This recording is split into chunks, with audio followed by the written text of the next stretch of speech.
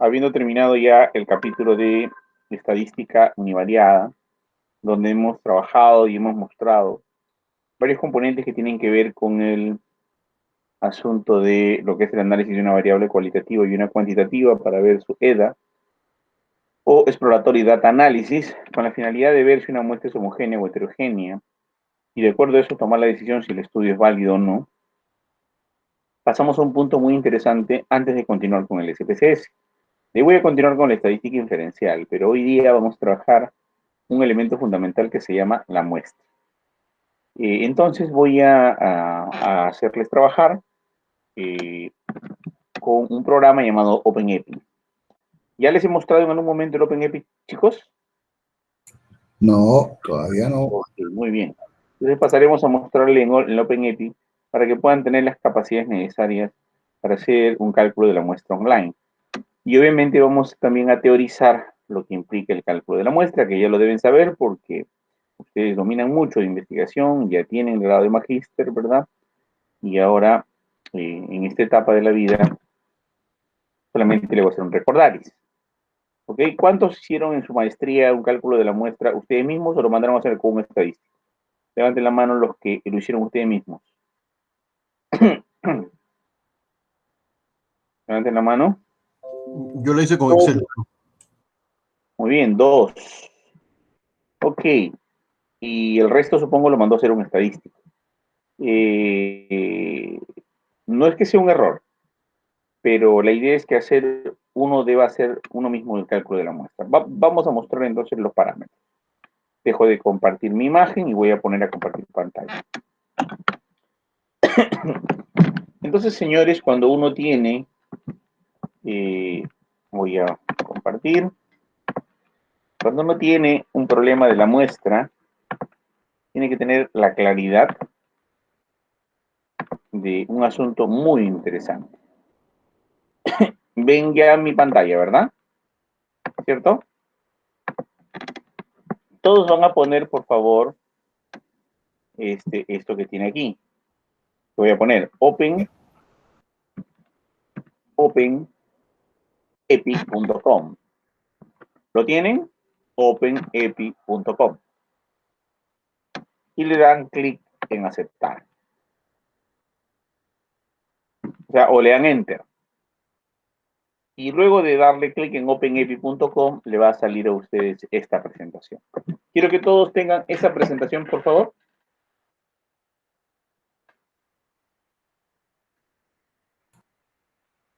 Me informan si todos están ahí, dígame sí. Correcto, ya tenemos. Sí, ya está, doctor. Sí, doctor, sí. Muy bien. Entonces, una vez que están ahí, vamos a irnos aquí en la parte inferior, donde dice tamaño de la muestra. O sample size. O tamaño de la muestra o sample size, dependiendo de en qué idioma esté su navegador. Entonces, nos vamos donde dice la palabra proporción. Todos quédense, por favor, en la palabra proporción. Sí, señores, esto lo ha hecho una organización. Ustedes saben que la mayoría de las organizaciones del mundo no benéficas cobran, pero la Organización Mundial de la Salud no cobra. El cálculo de la muestra se puede hacer desde iPhone, desde Android, desde computadoras, tablet, mundial, global, con una licencia abierta, ok, sin pago, con la finalidad de que cualquier persona en el mundo pueda saber calcular el cálculo de la muestra. La cita sugerida de cómo han hecho el cálculo de la muestra está aquí abajo, ok. Y esto lo comanda ¿quién?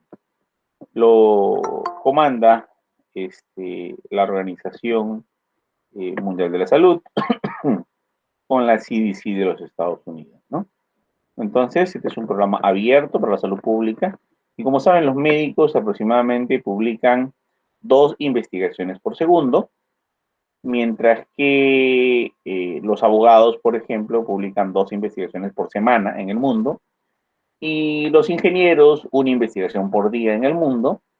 Los educadores más o menos publican, si no me equivoco, 4 a 6 investigaciones por día en el mundo. y el 99.9% de estas investigaciones son en inglés. Entonces, los que más avanzan siempre en la ciencia son los médicos, ¿no? Porque ustedes saben, un médico junto con un estadístico hicieron el STATA, dos abogados con un sociólogo hicieron el SPSS, luego un médico lo corrigió y sacó lo que se llaman los riesgos, y empezaron a trabajar siempre, los médicos están metidos en esto debido a que son los que más publican en el mundo y siempre avanzan en los temas que tienen que ver con la investigación, mucho más ya que, bueno, están en la onda de las vacunas, están con toda una serie de cosas, ¿no? Entonces, la encargada del rol de esto fue la Universidad de Emory, ¿no? De Atlanta, Georgia, ¿no? Que pues hizo un proyecto gratuito mundial para que nadie sea analfabeto en muestra.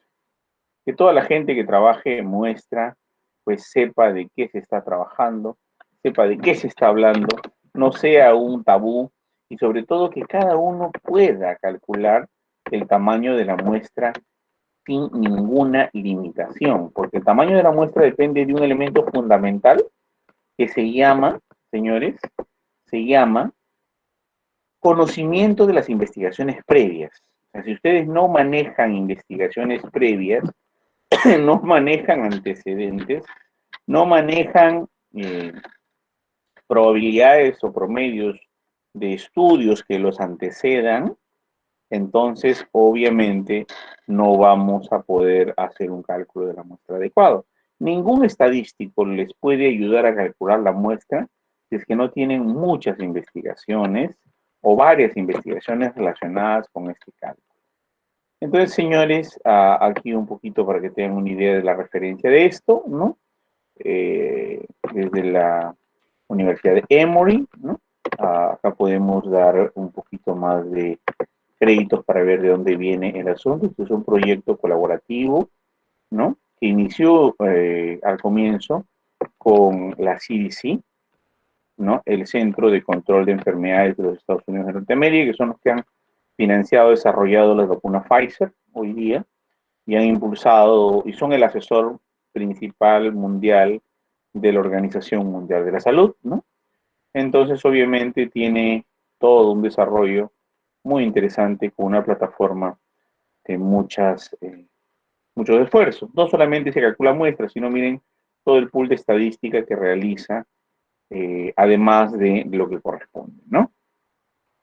Entonces, bien, este es el OpenAPI, señores, y vamos a regresar donde habíamos colocado la situación de cálculo de la muestra en proporciones, ¿no? Aquí en proporción. Entonces, cuando hacemos una proporción, vamos a tener que tener lógica de probabilidades. Entonces vamos donde dice introducir datos. Vamos a desarrollar la teoría, un ratito, voy a silenciar a alguien, no sé quién está con el micrófono abierto, ya que nos distrae. Un ratito.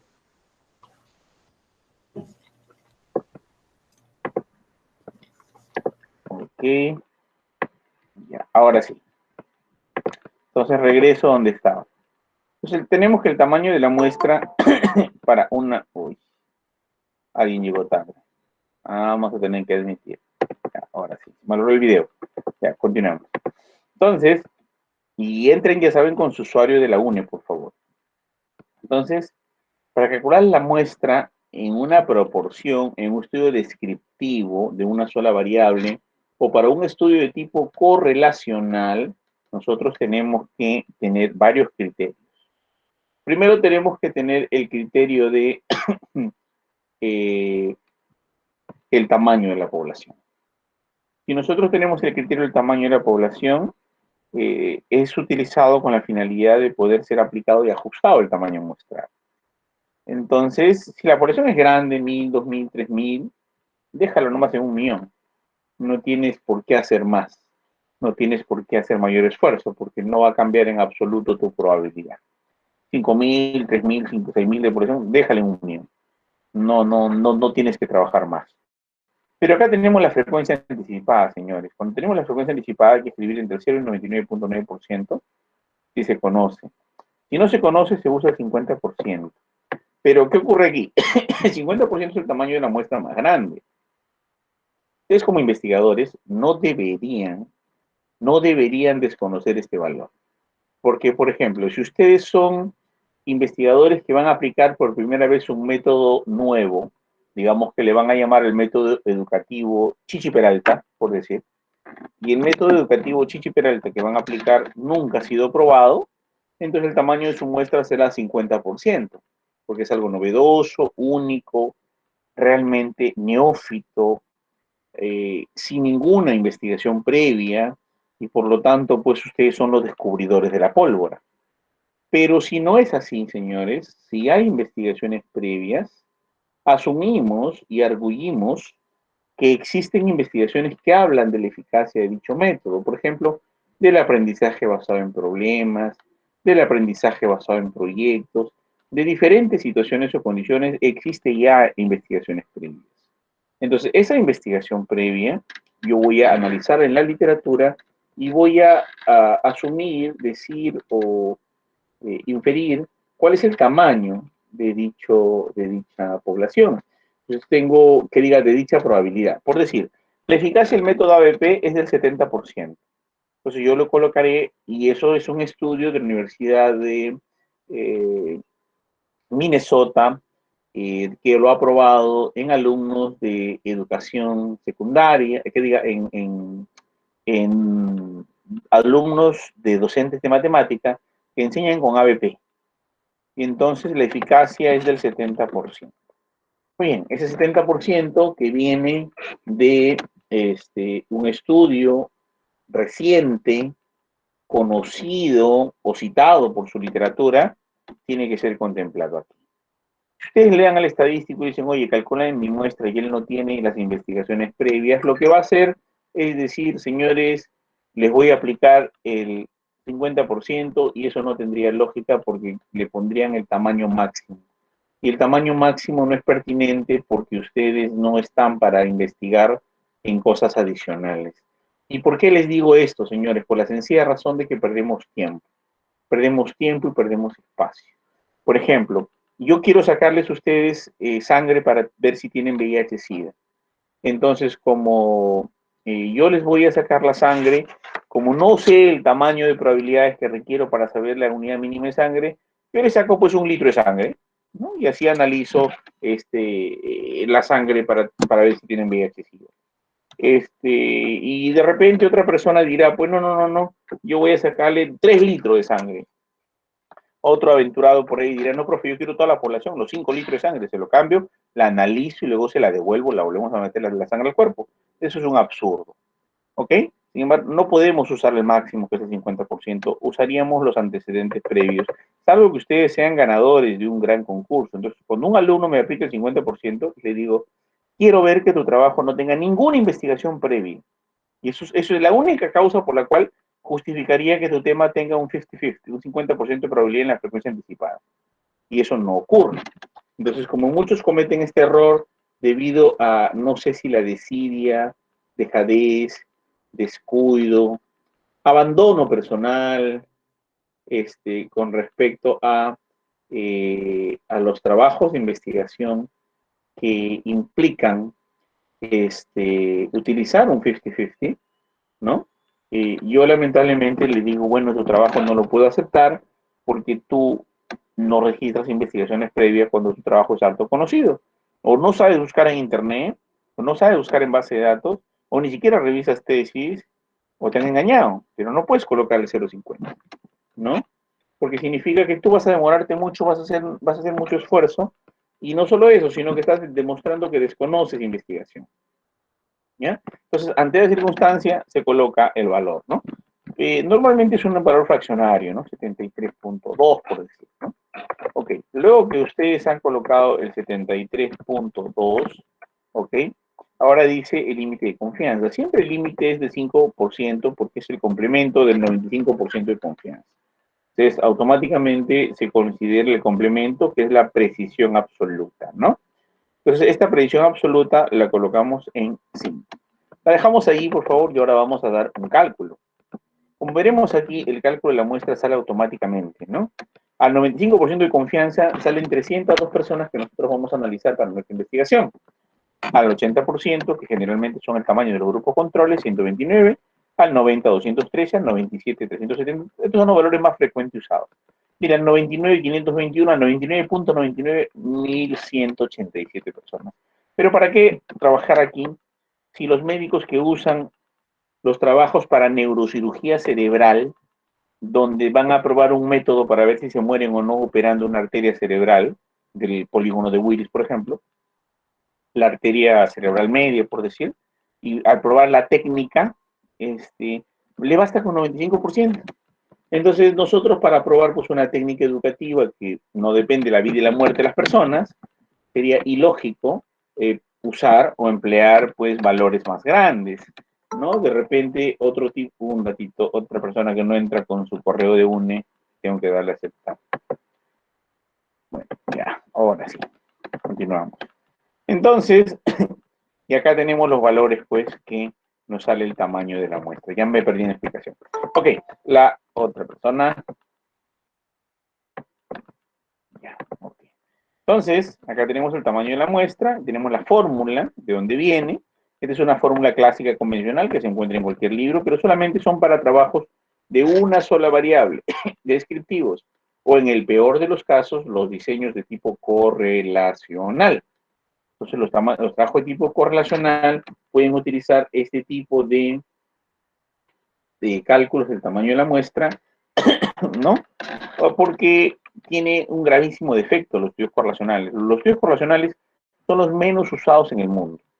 Y como son los menos usados en el mundo, básicamente se basan en propiedades o variables que existen en unidades de muestreo que tengan ambas variables. Por ejemplo, cuando yo hago un estudio correlacional, a ver, digamos, yo tengo 302 personas de muestra, pero yo sé que en las 302 personas, en todas y cada una de ellas, hay un nivel, por ejemplo, de método de estudio.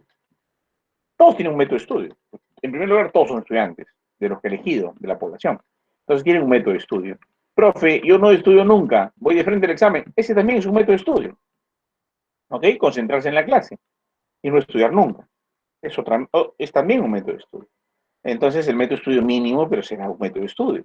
Aquel que estudia un día antes del examen también será otro método de estudio. Entonces, 302 personas tienen un método de estudio. Y las 302 o toda la población tienen una nota. Si todos tienen una nota y todos tienen un método de estudio, ambos cuentan con dos variables en cada una de las unidades de muestreo. Solo en ese caso, sí, solo sí, ambas variables se encuentran en cada unidad de muestreo, se puede hacer un diseño de tipo correlacional. ¿Cuándo no se puede hacer un estudio de tipo correlacional? Cuando las variables no se encuentran obligatoriamente en todas las unidades de estudio. Para eso utilizaré otro diseño que se llama caso control no pareado. Vamos a la siguiente fórmula. Entonces, cuando yo hago el caso control no pareado, es para un estudio que tiene otra naturaleza. Voy a introducir datos y yo miraré qué dice acá, ¿no? Entonces, en un estudio caso control no pareado, yo tengo que tener en cuenta que es un estudio aplicado, explicativo, retrospectivo, comparativo, longitudinal y proyectivo. Entonces, esas condiciones me van a dar una situación que me dice que el estudio es de tipo caso control. Profe, ¿pero qué es caso control? Vuelvo a repetir, aplicado, explicativo, retrospectivo, proyectivo, comparativo, longitudinal. Entonces, a ver, más despacito, profe. Eso de ahí nos trauma a cualquiera y nos hace pensar que no sabemos investigación cuando nosotros somos magíster. Tenemos investigación un montón. A ver, despacio. A ver. ¿Por qué aplicado? Porque las investigaciones básicas son con descubrimientos nuevos. ¿Por qué explicativo? Porque solamente se usa para relaciones de dos variables, pero también puede ser experimental, por si acaso. Pero, profe, no hay estudios experimentales retrospectivos. Ajá, muy bien, entonces no entran experimentales, solo explicativos. Entonces, el caso control no pareado es para aplicados explicativos. Ya está muy bien. Profe, usted dijo retrospectivo, sí. ¿Qué es un trabajo retrospectivo? Ah, ya, profe, es aquel que explora el pasado con documentos viejos. No, eso no es retrospectivo. ¿Quién te ha engañado? Retrospectivo es cuando parte del efecto en el presente la causa en el pasado. Yo tengo alumnos repitentes en la actualidad y de esos alumnos repitentes en la actualidad yo voy a explorar su pasado y voy a ver si la violencia doméstica los hizo repetir. Entonces, ¿por qué es retrospectivo? Porque parto del efecto en el presente y la causa en el pasado. Entonces, alumnos repitentes hoy y busco su causa en el pasado a ver si la violencia doméstica fue la causa. Entonces, es un retrospectivo. Ya, profe, pero ¿por qué caso control? Y el control, ajá, aquel que no ha repetido. Entonces, yo tendré que hacer un estudio donde tengo niños que han repetido y niños que no han repetido, y veo si la violencia doméstica se relaciona con la repitencia. Profe, pero eso es un correlacional. A ver, un momento, ¿de qué estamos hablando? Como diría Vencia Mesa. No, para nada. Porque un correlacional son aquellas dos variables que sí y solo sí pueden estar en todas las unidades de la población. Entonces, a ver, un alumno tiene repitencia y otro alumno tiene no repitencia. Sí, profe, el que está estudiando no repitencia y el que no está estudiando repitencia, pero a ver, ¿dónde encuentras al que no ha repetido? O que diga el que ha repetido. ¿En tu salón de clase encuentras al que ha repetido? No, profe, tengo que buscarlo. ¿Y cómo vas a decir que todos los integrantes de tu población tienen ambas variables? El hecho de que repite y no repita será el nivel de repitencia. Por lo tanto, tú tienes los estudiantes que cumplen con la situación de que está en el momento allí estudiando, pero los repitentes los tienes que ir a buscar y por lo tanto no tienen ambas propiedades. Si tú tienes un salón de clase y en cada uno de los alumnos tiene ambas variables como método de estudio y nota, como autoestima y depresión, como como por ejemplo, técnica de estudio y rendimiento académico, sí sí podemos decir, señores, definitivamente, sí podemos decir que puedo hacer el estudio. Pero si no ocurren esas circunstancias, ¿ok? Y yo tengo una variable como tipo repitencia, no repitencia, no, pues es que como todos los que están presentes no repitieron, sí está, no, está una constante, no está la variable. La constante es un extremo de la variable. Si una constante no está la variable, pues la variable tiene que variar y tiene que variar en cada unidad de muestreo. Entonces eso es imposible que sea correlacional. Entonces, profe, ¿qué diseño sería? Allá, un momento, tenemos un grupo caso. El que repitió. Y los tengo que buscar por teléfono, ir a sus casas, ver el registro de los profesores, ir a la dirección, ver de dónde es, ya. Y me voy a buscarlos a su casa. Porque yo quiero asociar la violencia doméstica y el rendimiento académico. Entonces, señores, y el grupo control, que es el que menos te importa, pero tienes que investigarlo, es el que está estudiando. Ese es tu grupo control. Es el que no ha desertado. Entonces los desertores están en casa y los no desertores están estudiando. Son dos grupos. Y de esa condición, yo voy a buscar su causa, su violencia doméstica. Profe, yo le voy a preguntar al alumno, usted, muchacho que ha repetido, cree que la violencia doméstica causó su repitencia, absurdo. Así no se mide la causalidad. Yo tendré que agarrar a los que han repetido, les pregunto cuánta violencia tuvieron. Y a los que no han repetido les preguntaré cuánta violencia tuvieron. Y si existe diferencias estadísticamente significativas de acuerdo al nivel de chi cuadrado calculado o cualquier otra variable, yo voy a poder recién voy a poder atribuir que la causa de la violencia, que la causa de la repitencia es la violencia. Por ejemplo, del total de los repitentes, 80% tuvieron violencia doméstica. Y del total de los no repitentes, solo 30% tuvieron violencia doméstica. Si comparo con un chi cuadrado el 80% con el 30%, voy a encontrar diferencias estadísticas altamente significativas. Por lo tanto, voy a decir que la violencia doméstica es un factor de riesgo, una causa de la repitencia. Por lo tanto, para nada voy a calcular la muestra con la otra fórmula, que es para correlaciones. En la vida, jamás de los jamases. ¿Ok? Entonces, ¿qué es lo que me toca hacer?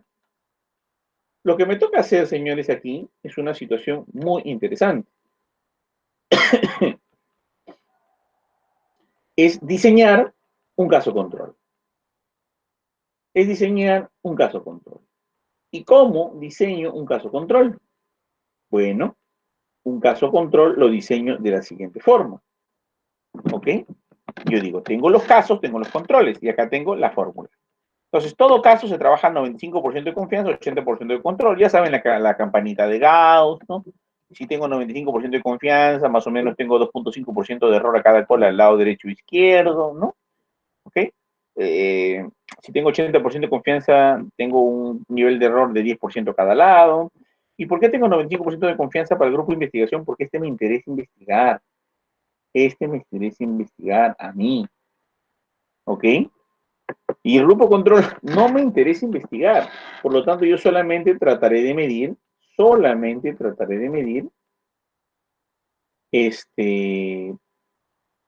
el valor al 90%, que diga al 80%. Y entonces, como mi control va a trabajarse solamente al 80%, entonces yo voy a calcular 95 y 80 acá. Esto si lo hacen a mano sería 1.96, el equivalente al nivel de confianza, y del 80% sería equivalente a 1,64. Si lo pongo en blanco y negro, si lo pongo a nivel de cálculo en fórmula a mano, ¿no? La razón del control es por caso. Saben ustedes entonces que por cada caso debería haber un control, pero por cada caso puede haber 2 controles, 3 controles, 4 controles. Entonces digamos que yo tengo un niño repitente, que es un caso, y 4 niños no repitentes o continuadores, que serían los controles. Eso sería lo máximo. Esto es para reducir los valores de los intervalos de confianza y mejorar la precisión de la investigación. Si nosotros tenemos un caso control, un caso y un control, mi intervalo de confianza será muy grande. Un caso, 2 controles, ajá, se reduce. Un caso, 3 controles, tengo mejores intervalos de confianza, más próximos. Un caso, 4 controles, los intervalos de confianza casi coinciden con el promedio. Obviamente yo voy a tener como preferencia tener 4 controles. Pero bueno, por ahora vamos a practicar solo con uno. Y ahora, señores, viene a lo que no puede hacer jamás un estadístico y que solo lo pueden hacer ustedes, las probabilidades. A ver, profe, si yo digo que la violencia familiar causa repitencia, entonces quiere decir que aquellos que no tienen violencia familiar tendrían menos repitencia. Ah, parece que es así. O sea que dice porcentaje de controles expuestos. O sea, porcentaje de personas que no tienen violencia familiar y han repetido.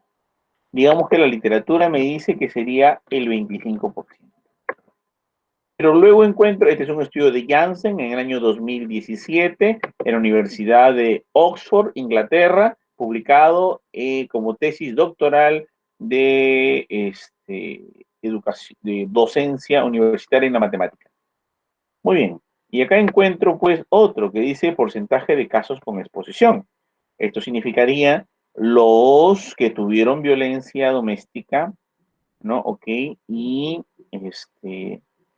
eh, repitieron.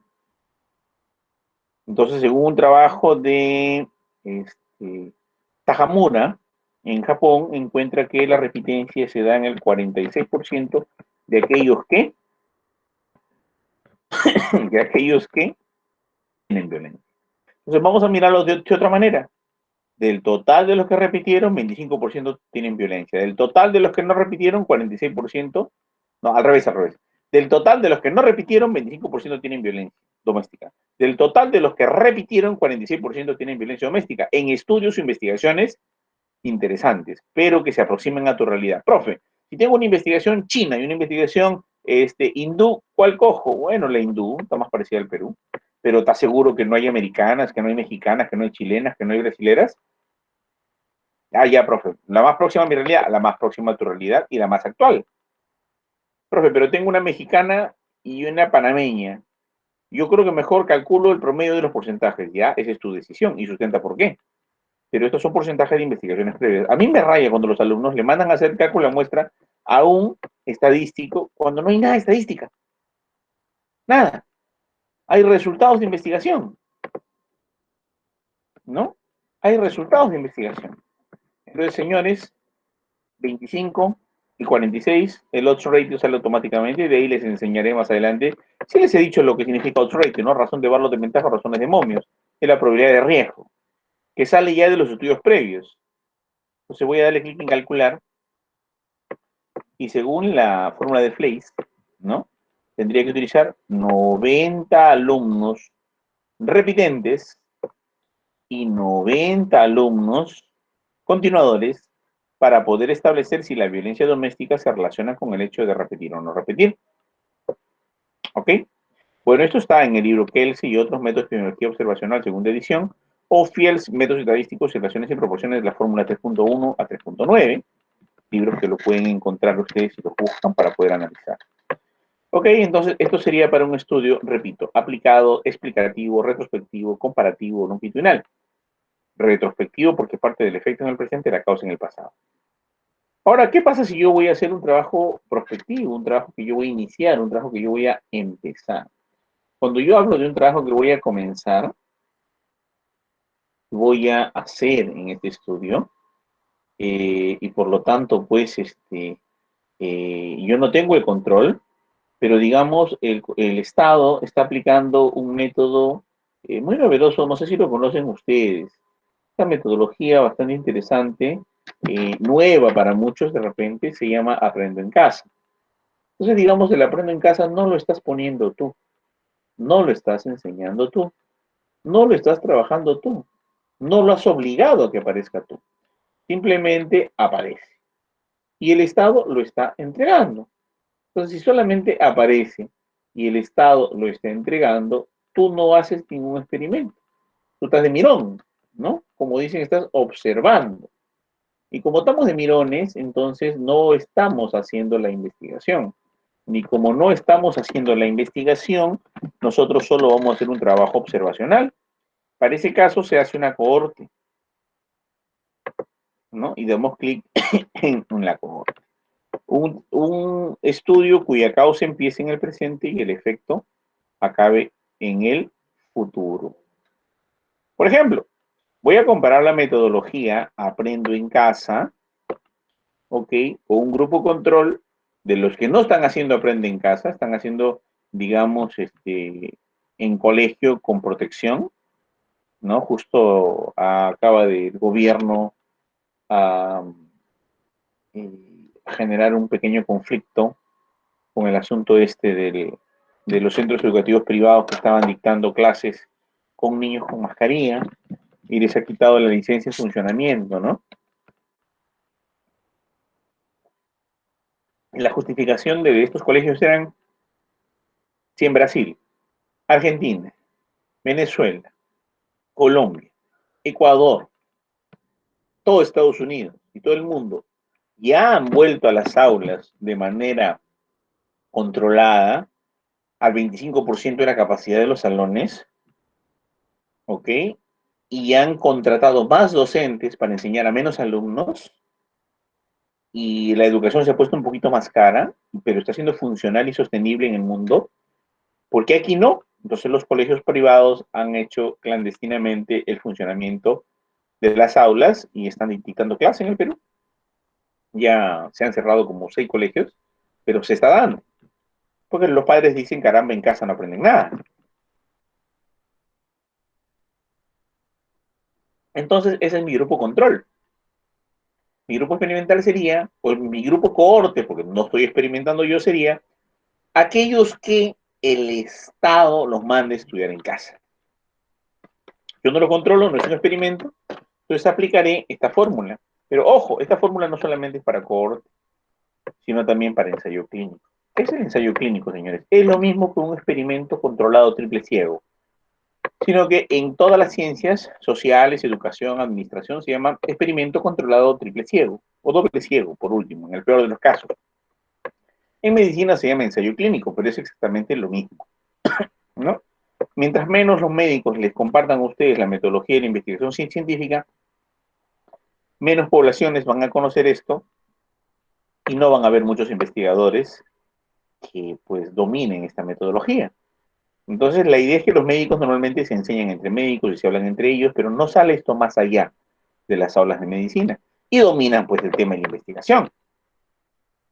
Curiosamente, el doctor Kamiyama es médico de la Cayetano, formó a muchas universidades en investigación y es uno de los pocos que salió y empezó a enseñar esto fuera de los ámbitos de la carrera de la medicina. El doctor Glenn Lozano Zanelli, odontólogo de profesión, salió pues y enseñó a muchas carreras como Derecho, Educación, la metodología de la investigación. Y si no existen personal médico que salga a enseñar la metodología, pues el resto de las áreas profesionales, como les comentaba yo, van a seguir teniendo años de atraso, ¿no? Por ejemplo, en investigación científica en administración, son más o menos 30 a 35 años de atraso en método científico respecto a la medicina en el Perú. 30 a 35 años de atraso. Entonces significa que si no se les enseña a los administradores a investigar, siguen con 35 años de atraso en investigación.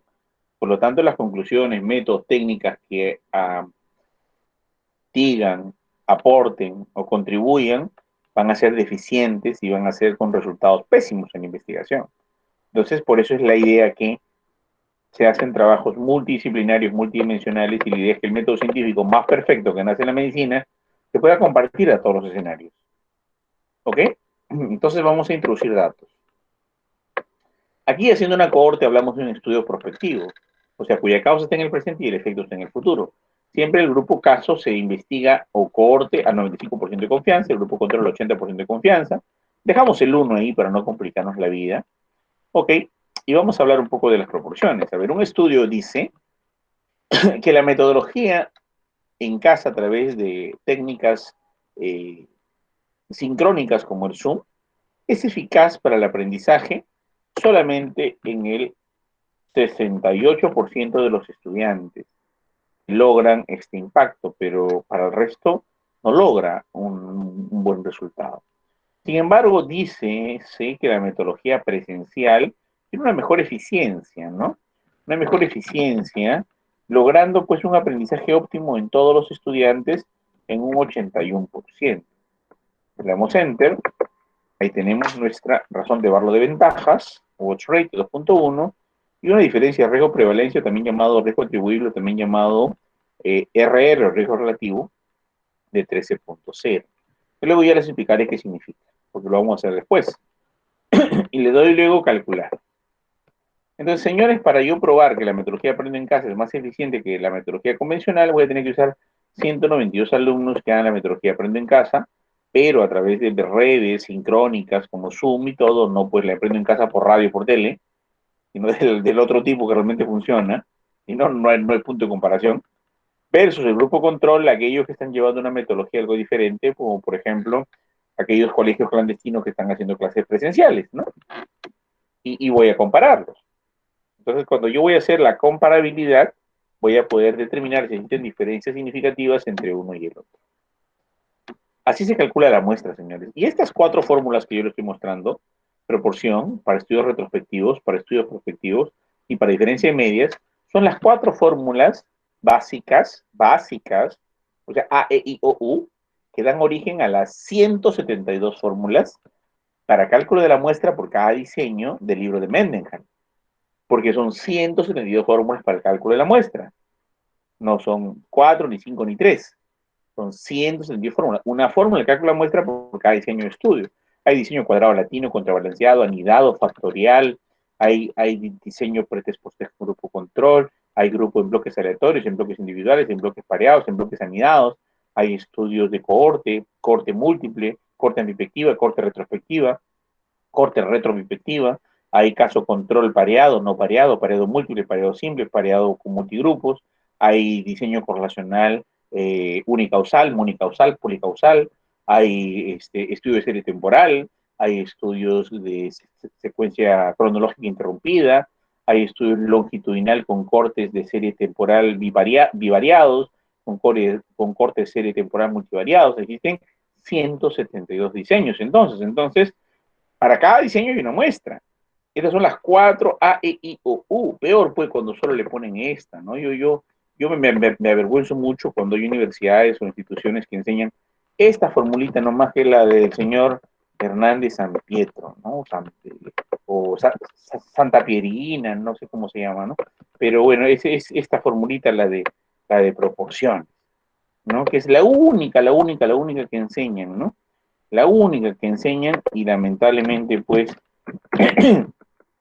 que solo se usa para estudios correlacionales y solo se usa para estudios descriptivos de una sola variable, esta formulita de acá, ¿no? Que si la separamos sería z cuadrado por p por q sobre error al cuadrado y un despeje de n final es igual a n sobre 1 más n sobre n, ¿no? Que es un despeje matemático básico. Pero bueno, esta solo se usa para una condición. Estas son para las otras, ¿no? Y la cuarta fórmula, señores, de la cual voy a hablar ahorita, es la fórmula que tiene que ver con la diferencia de medias. Todas las fórmulas que hemos visto ahorita son para variables de tipo cualitativas, ordinales, nominales, pero cualitativas. Pero ¿qué pasa cuando yo quiero hacer un estudio donde yo quiero relacionar la cantidad de horas de talleres dadas en clase por los docentes y su relación con la calificación estudiantil? Por ejemplo, los docentes dan mucha teoría y muy poco taller. Entonces yo quiero relacionar la cantidad de horas de talleres que dan, ¿ok? Y quiero ver si los chicos, de acuerdo a eso, sacan notas o no, buenas notas o no. Muy bien, profe, pero eso es una correlación, ya, válido, pero tengo dos variables cuantitativas. A ver, entonces pensemos en un diseño. La metodología aprendizaje basado en problemas, grupo 1, dícese que el 70% de sus instrucciones deben ser talleres. Y la metodología conductista convencional, dícese que 20% de los trabajos deben ser talleres. Entonces yo voy a analizar la nota promedio de los que aplicaron ABP versus lo que aplicaron metodología tradicional. Entonces reviso una investigación de Justinov en Rusia y encuentra que los niños que utilizan la metodología de aprendizaje basada en problemas en el año 2018, pasando la calificación que se encuentre, porque Justinov califica en base a 10, sacan un promedio de 8.2 con una división estándar de 3.1.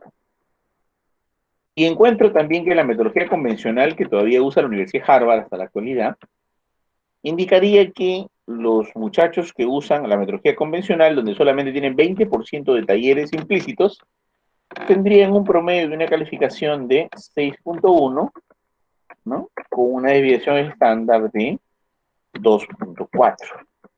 Todo esto en base a 10, ¿no? Que es la nota internacional. Y yo no lo puedo ni necesito transformarlo a 20 porque son antecedentes, ¿no? Y me basta esto para calcular la muestra. Entonces, eso es todo. Yo lo expliqué en calcular. Y tendré que investigar a 28 alumnos que llevan la metodología BP y 28 alumnos que llevan la metodología tradicional, en la cual yo voy a ver la cantidad de talleres que se ejecutan, que es obvio que es el 80%, pero acá es solo el 20%, ¿ok? Y ver cómo van las notas con cada una de las metodologías. Y hago la comparación y veo si hay una diferencia estadísticamente significativa. Y ya está. Entonces tenemos, señores, estas 4 fórmulas. Pero, profe, a ver, ya nos habló la semana pasada de la homogeneidad. Sí, ok. Ahora nos habla de la representatividad. Ajá, perfecto. Pues todo trabajo de investigación tiene que tener una muestra homogénea. Criterios de inclusión, exclusión, eliminación que me den tanta precisión que mi población realmente sea... Oye, acá hay una persona que dice que no entra a clase. ¿Quién es esa? Orellana, doctor Orellana, que la señal donde él se encuentra está un poco dificultosa Ay, conectarse. acabo de leer, Vilma, no sé qué cosa dice. Mm.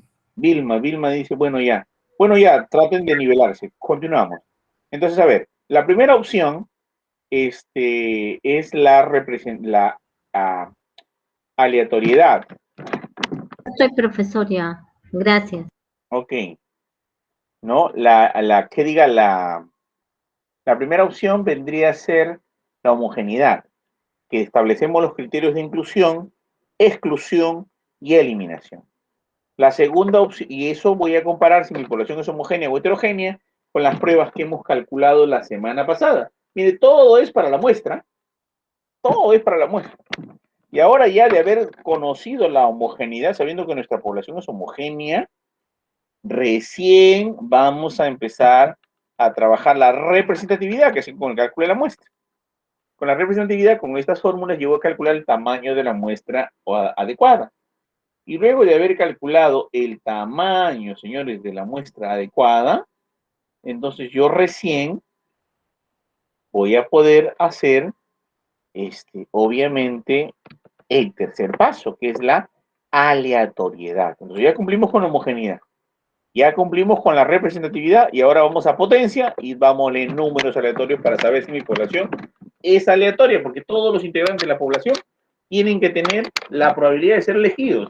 Profe, pero yo he puesto en mi tesis que es no probabilística, entonces no se llama tesis.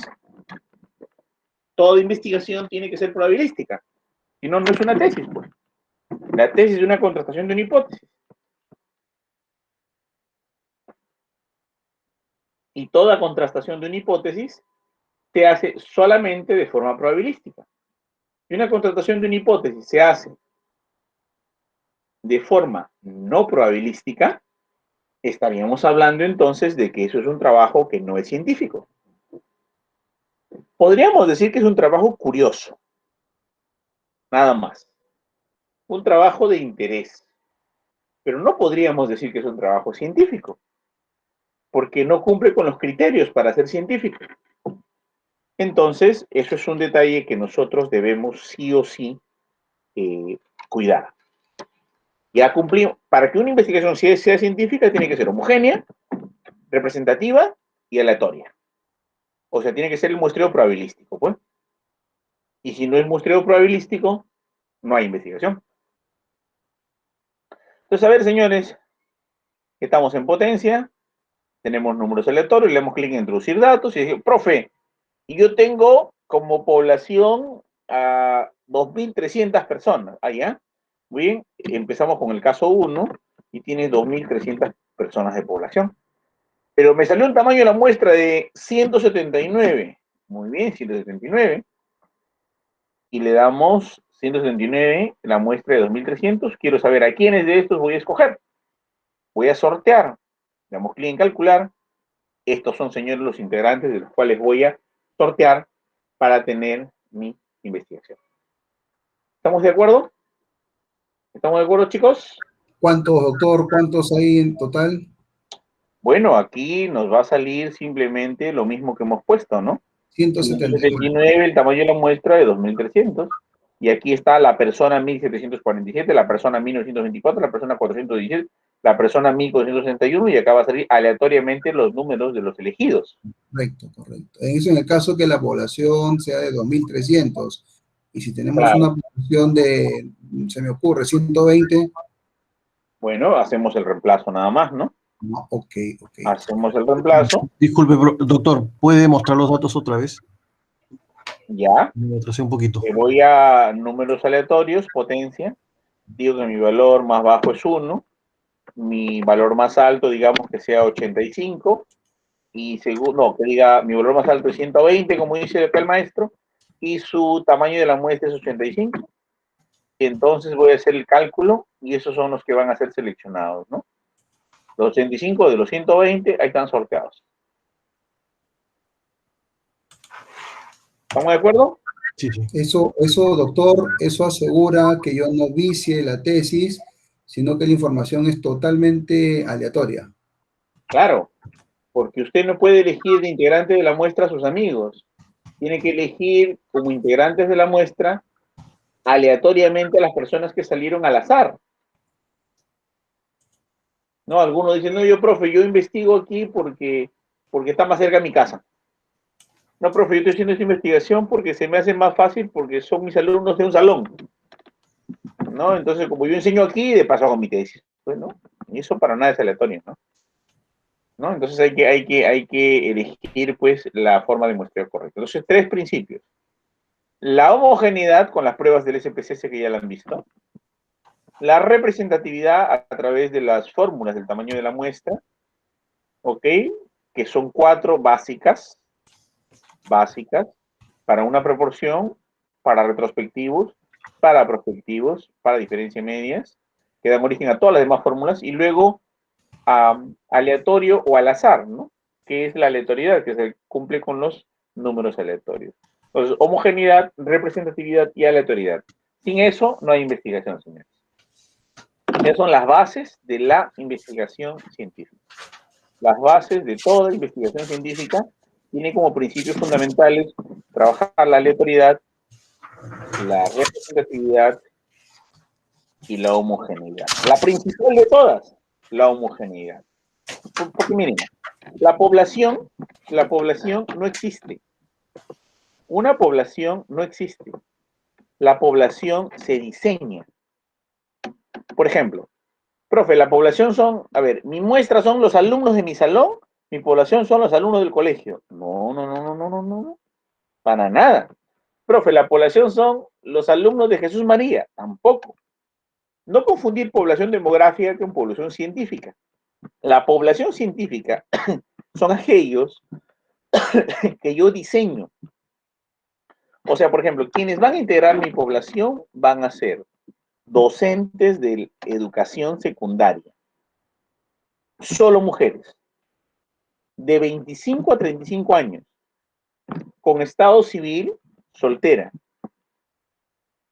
Que tenga ingresos económicos de un solo centro educativo. Y que además no tenga carga familiar. Que tenga a sus padres sanos y trabajando con un ingreso. Que no sean dependientes de ella. Que viva con los padres. Y además que tenga una casa construida de material noble con todos los servicios y que viva en un asentamiento humano no, sino en un pueblo joven, como Villa María del Triunfo, etcétera, etcétera. Ok. Y entonces yo voy a relacionar si la capacitación de los últimos 5 años o formación profesional de ese profesional educador se relaciona con su desempeño didáctico. Y todos estos elementos tienen que ser homogéneos porque si no estaría diciendo que no influyen estas variables. Y señores, influyen de sobremanera. Profe, pero ¿por qué mujeres sí y hombres no? Por una cosa muy simple. Son estilos diferentes.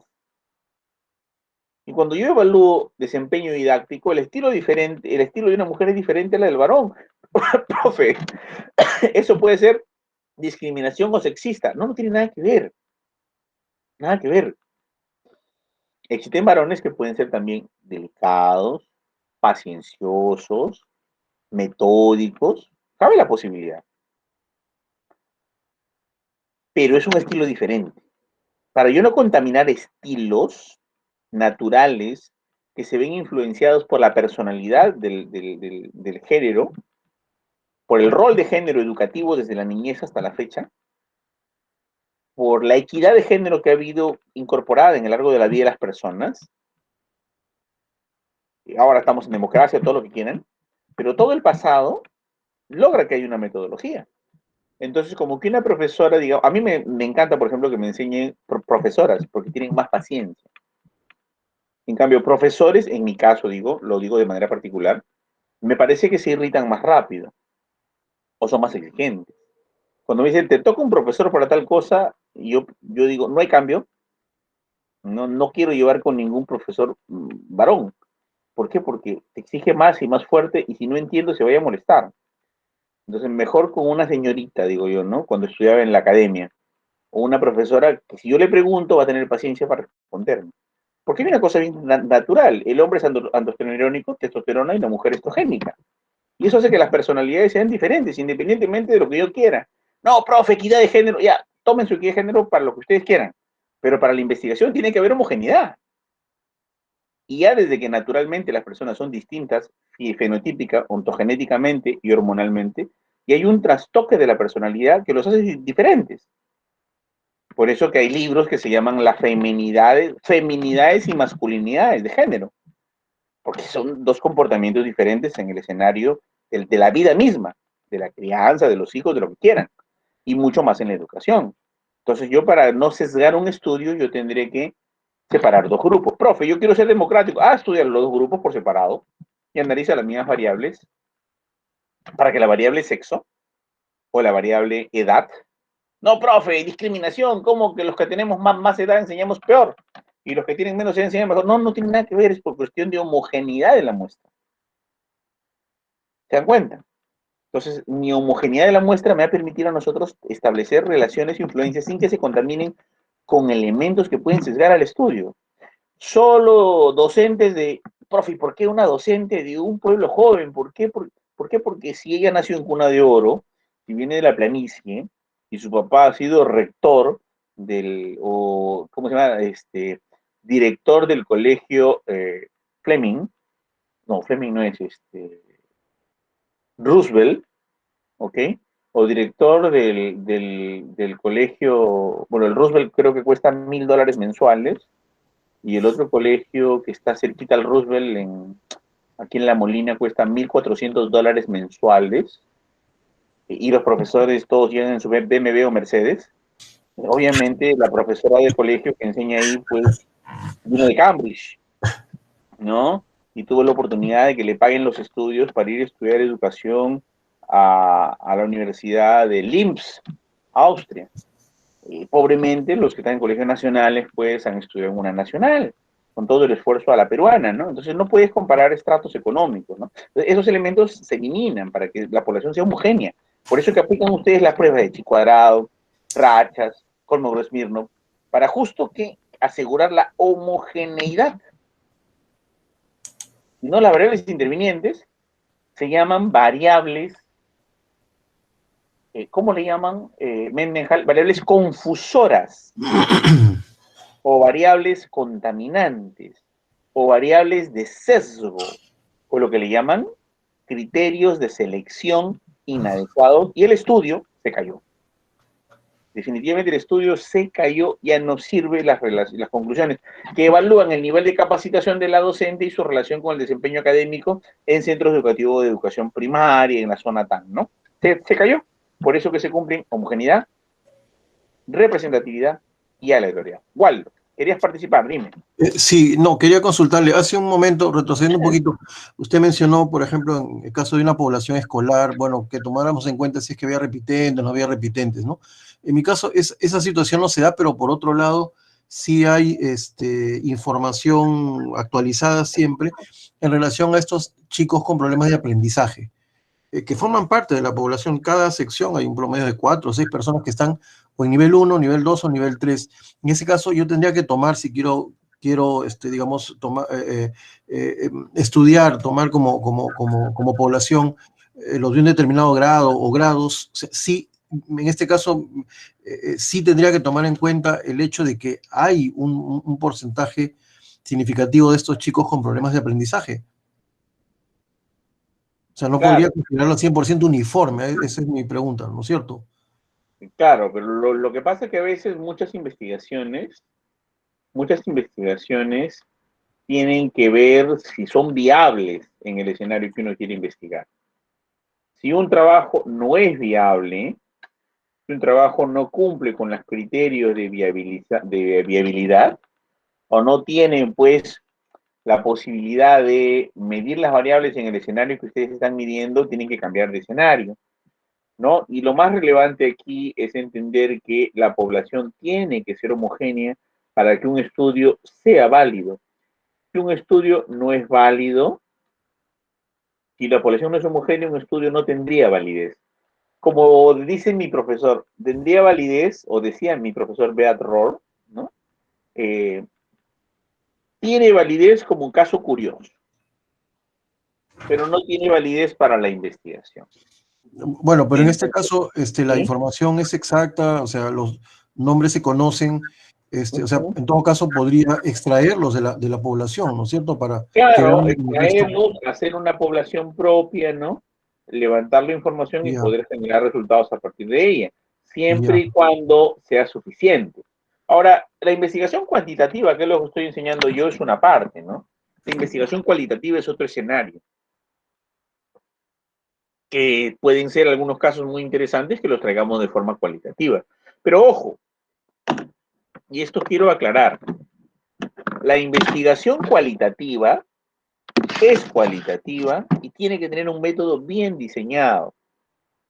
Quien hace investigación cualitativa tiene que hacer un método etnográfico, fenomenológico, historiográfico, tiene que trabajar interaccionismo simbólico, cualquiera de los métodos que haya elegido. Tiene que ser una codificación a priori, una codificación a posteriori, tiene que usar el Atlas-T como software, el Ethnograph, el NUT-East, o cualquier otro software como el Atlas-T que te permita hacer una codificación a priori y a posteriori bien relacionada, bien estructurada, trabajar redes semánticas bien construidas, ¿no? Y tener pues tus 400, 500 páginas de entrevistas transcritas. codificadas cada párrafo con cada una de ellas para sistematizarlo, organizarlo en redes semánticas. Algunos hacen una investigación cualitativa mediocre, una investigación cuantitativa mediocre también, donde hacen unas preguntitas y le ponen paloteo, frecuencia, porcentaje, hacen un grupo focal y copian un par de comentarios de los grupos focales en párrafos, las mezclan y dicen, ya tengo mi investigación que se llama ceviche mixto, que diga investigación mixta. Y ya, dice, acá está mi investigación. O sea, lo mediocre de lo cualitativo más lo mediocre de lo cuantitativo no hace una investigación mixta. No lo hace. Se hace una investigación bien hecha de forma cuantitativa y complementas con algunos grupos focales si quieres, si es una investigación cuantitativa que tiene algún aporte cualitativo, o haces una investigación cualitativa muy bien hecha con tu red semántica, tu análisis etnográfico, fenomenológico, hermenéutico y todo lo que corresponde, ¿ok? Y generalmente toda investigación cualitativa pasa de 300 a 400 páginas. Mis tesis que yo asesoro en la Católica en cualitativa, porque yo soy profesor de cualitativa y Atlas-T en la Católica, pasan de 300 a 400 páginas por el rigor de análisis que tienen y la profundidad de la textualidad que se, que se, que se procesa. Entonces, bien hecha. Y además podría tener algunos tortas, gráficos, barras que complementen y apoyen a la información, a lo que se le denomina triangulación. Y esa información es complementaria y de apoyo. Es una investigación cualitativa bien hecha que tiene un apoyo cuantitativo. Yo no estoy de acuerdo, y no estoy de acuerdo por una cosa bien simple, porque lo dice Uwe Flick, Steiner Cabell, Michael Angrosino, y todos los gurús de la investigación cualitativa, que la investigación mixta no existe. Y lamentablemente hay un estadístico aventurado de México, vuelvo a repetir el nombre, Sampieri, que inventó el método de investigación mixta. Y no sé por qué le hacen caso, ¿no? Este señor. Sinceramente, es un vendedor de gaseosas, es un administrador que hizo el reto Pepsi en los 80. Deja que tu gusto decida. Y cuando se jubila en la Pepsi, pues le dan el trabajo de profesor a una edad muy avanzada y decide hacer el asunto de un librito en el cual él no es el autor, invita a muchos expertos a escribir un capítulo. A mí hace 5 años me invitó a escribir un capítulo de su libro, no le acepté porque pienso que su libro está muy mal hecho. Y sí, invita a mucha gente para que escriba un capitulito y hace un compendio, luego lo publica, pero con muchos horrores, por no decir errores, ¿no? Entonces, uno de los horrores más grandes que tiene su libro es que ha generalizado un idioma muy mal planteado que se llama investigación mixta. Que no es, pues. O sea, eso no existe. Existe una investigación cualitativa con algún enfoque cuantitativo que apoya algunos datos o cuadros, o una investigación cuantitativa pura, con muy buena estadística, que se complementa con alguno que otro comentario y grupito focal para ayudar, pero está profundizada en una o en otra.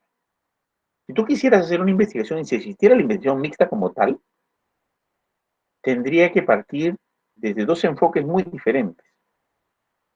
Partiendo que la investigación cualitativa no tiene problema de investigación, tampoco tiene objetivos,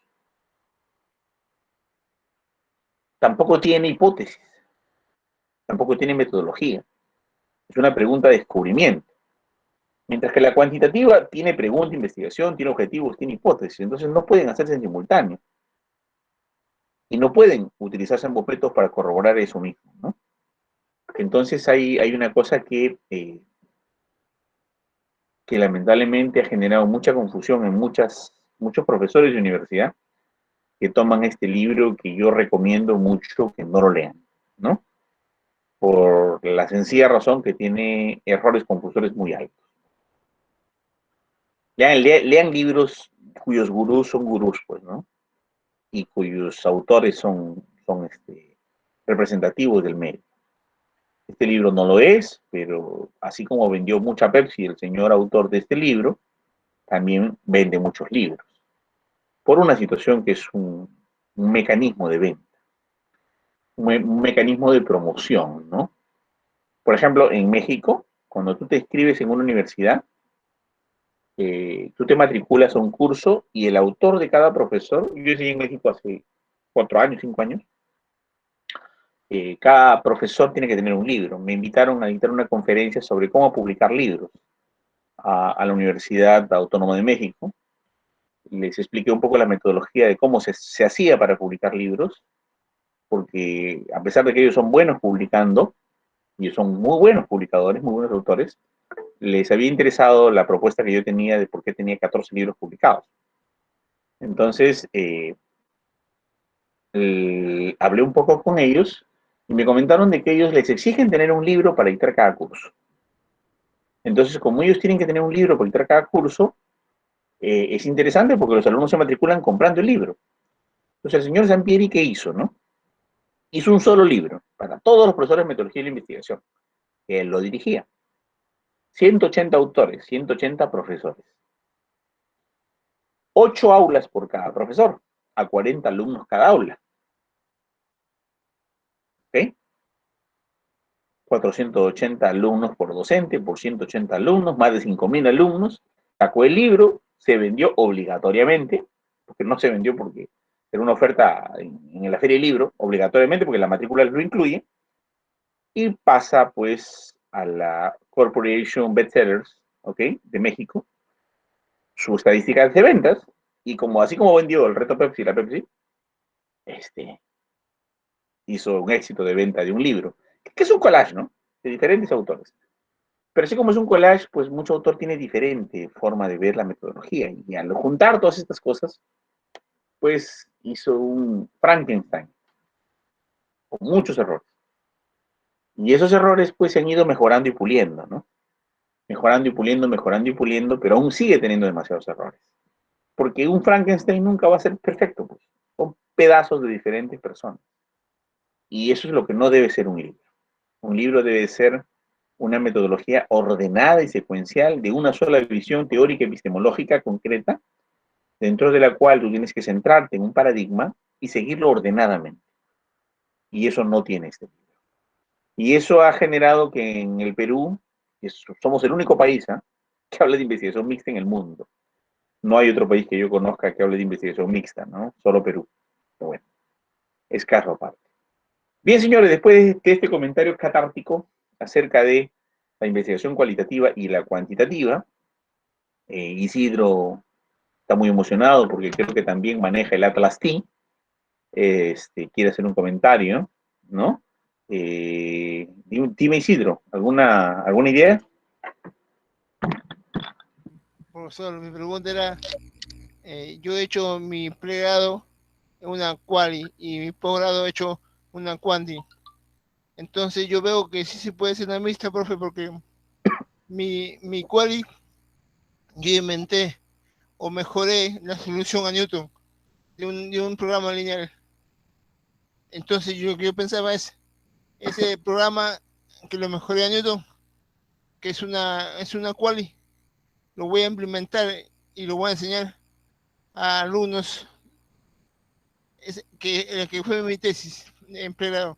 Claro. Y porque en pregrado, en posgrado hice rúbricas. Entonces, yo lo quiero evaluar con rúbricas, lo que he creado mi pregrado. Claro. Entonces yo me averiguo, profe, es una mixta. Y sí, profe, mixta se hace mucho en Bolivia, profe. En Bolivia, sí, Bolivia. Perú, Ecuador y Haití. En Bolivia es que está más... Por eso, Bolivia, Perú, Ecuador y Haití. ¿Y qué tienen en común esos países? Estamos en la colita del rendimiento académico mundial. ¿No? ¿Qué tienen de común? Te voy a mandar un link, Isidro, y tú mismo te vas a convencer de los... Le voy a compartir a todos, ¿ya? Le voy a mandar al grupo los libros de investigación cualitativa, ¿ya? Para que se metan un poco, a leer un poco acerca de ese escenario, y a ver, y entremos un poquito y conversamos un poco esta discusión con estos libros que les voy a compartir, ¿ya? Profe, muy bien, chicos. El referente Atlantic. Sí, eso enseño yo en la Católica. Es mi fuerte. Llevo ese curso. Sí, interesante para hacer referencias bibliográficas a nivel mundial. ¿El Atlas T o estás hablando tú del EndNote? A ver, escucha. Estás hablando tú de otro elemento que se llama el EndNote, otro que se llama el EasyBib, otro que se llama el Sotero, el Mendeley, que son gestores bibliográficos para generar referencias bibliográficas. Sí. El Atlas I, es al un igual que el Ethnograph, es un procesador de datos cualitativos. Profe, el Atlas es un Captas. ¿Un qué? Un Captas. ¿Qué es eso? No entiendo qué captas. Captas, Atlantic es un Captas. ¿Qué es un captas? Un Captas es Atlantic. Ya, o sea, pero ¿qué significa la palabra captas?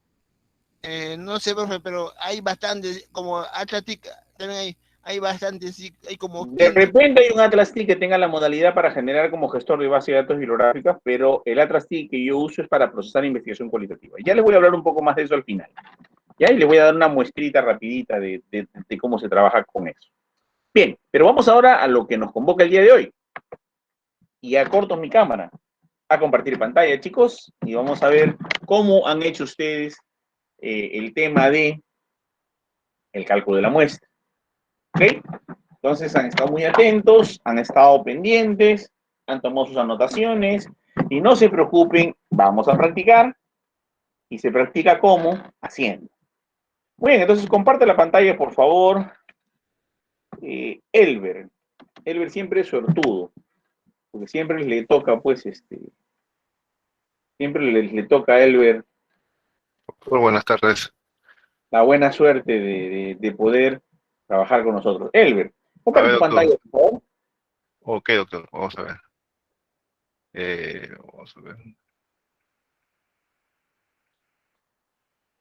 Vamos a ver. Vamos a ver. Esto de acá.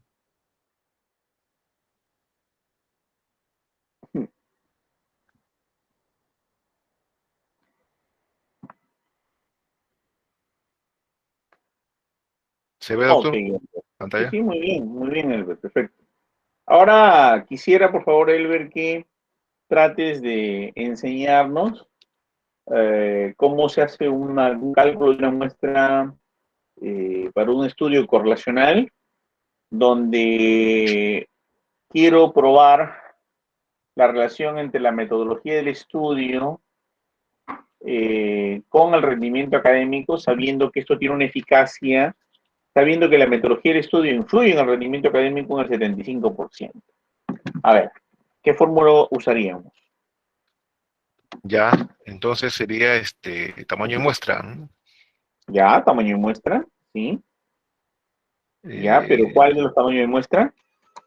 Para un estudio ya. correlacional que sabemos que el 75% del método de estudio influye en el rendimiento académico de las personas. Ya. Diferencia de media sería. No, pero así es. Estoy Sí es dando, cuando yo te correlacional. digo 75%, 5%. ¿te estoy dando un porcentaje o un promedio? Un porcentaje. Muy bien, entonces no puede ser diferencia media. Claro. Y cuando yo hablo de estudio correlacional, ajá, es la primera opción. Exacto. Para estudios descriptivos de una sola variable o para estudios de tipo correlacional. Excelente. Muy bien. Ahora vamos a darle introducir datos, ¿no? Vamos a ver. Ya está. Tamaño de Muy población, bien. tal como está, ¿no? Sí, 75%, presentaron acá. así es, así es, así es. 75%, los límites, sí, 5%. Ok, Ok, ajá. ya. Y bueno, listo, Nada una, más, una ¿no? muestra, ¿no? Exacto, Nada más. ¿Qué vamos a hacer? calculamos. Y punto, ¿no? Así ¿Cuánto sale es, el tamaño de muestra al 95% de confianza? 289. Eso es todo, ¿ves? ¿Se dan cuenta? Exactamente, eso 289. es todo para calcular la muestra. Pero ¿qué necesitas? La investigación anterior, el estudio previo. Si no tienen el estudio previo que le da esa información, la investigación no tiene ninguna lógica. Muy bien, gracias, Elber. La próxima semana que es la evaluación de esto, ya has practicado, ya sabes un poco. Muy bien, deja de compartir, vamos a ver. Ok, Este, doctor. Doctor, disculpe, dígame. Me pareció bastante interesante lo que mencionaba usted acerca de la metodología de la investigación. No sé si usted nos podría presentar una serie de, o nombrar los títulos, ¿no? Para buscarlo nosotros de libros adecuados para hacer investigación básicamente cuantitativa, ¿no? Ujú. No sé si por favor, porque ya usted ya nos dio ya digamos un comentario acerca de este libro tan común que la mayoría empleamos, ¿no? Y la verdad que a veces, como estamos a nivel ya de doctorado, creo que necesitamos conseguir una mejor información, ¿no? Que nuestras fuentes bibliográficas sean mucho mejores, ¿no? No sé si nos podría alcanzar los títulos Voy a de darle un pool algunos libros. de una relación de libros ahí para que ustedes profundicen y se metan un poco en el tema, ¿no? Excelente, Ok, excelente. ok, doctor. Muchas gracias, doctor. Bien, vamos ahora a ir con otra persona que nos comparta pantalla. Vamos con Robert Michael. Robert Michael Quispe, por favor. ¿Se encuentra Robert Michael Quispe? ¿Ha Sí, venido a doctor. clase? Sí, sí. Ahora comparto. Un momentito, por favor. Adelante, Robert Michael. Estamos todavía en la parte de ensayo-error. Ya la próxima ya no es ensayo-error. Ya la próxima es evaluación, ¿no? Como siempre hacemos, ¿no?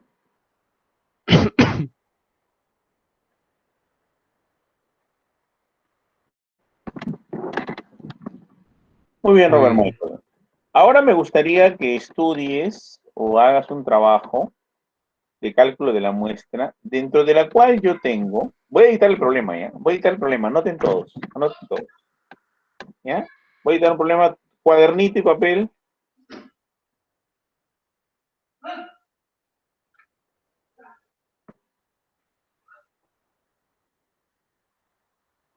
Ok, y vamos a decir, se quiere determinar, se quiere determinar un tamaño de la muestra para un estudio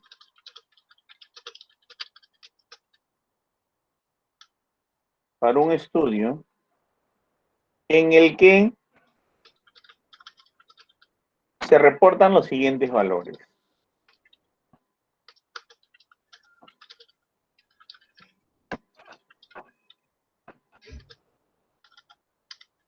Whittaker indica que el 85% de los alumnos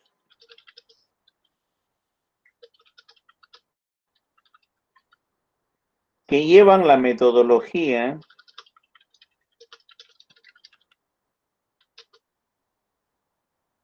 aprendizaje basado en proyectos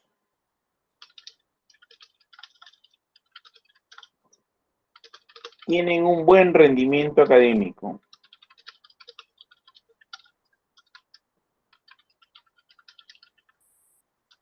Mientras que del total... espérate. Buen rendimiento académico, entre paréntesis, Universidad de Cambridge 2018.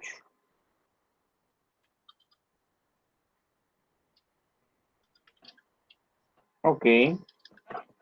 Ahora, mientras que otro estudio reporta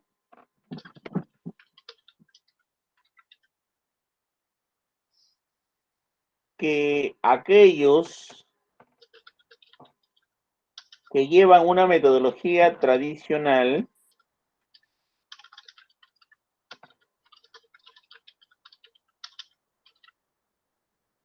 en el 61% de los casos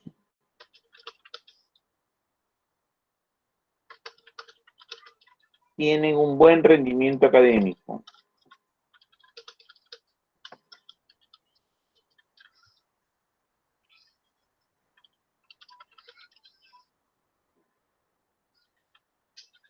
Ok, punto seguido. Calcule usted la muestra.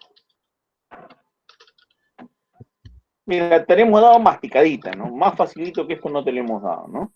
Nada para pensar, todo anotadito, todo así en blanco y negro, ¿no? ¿La población, doctor, es la misma? ¿1 millón? No, no te estoy dando No, población. no. Para nada Ya, te ya, estoy ya. dando población.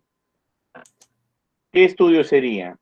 Primero lee el problema a ver en voz alta. Ah, ya, ya, sí, sí, sí, ya, ok, ok.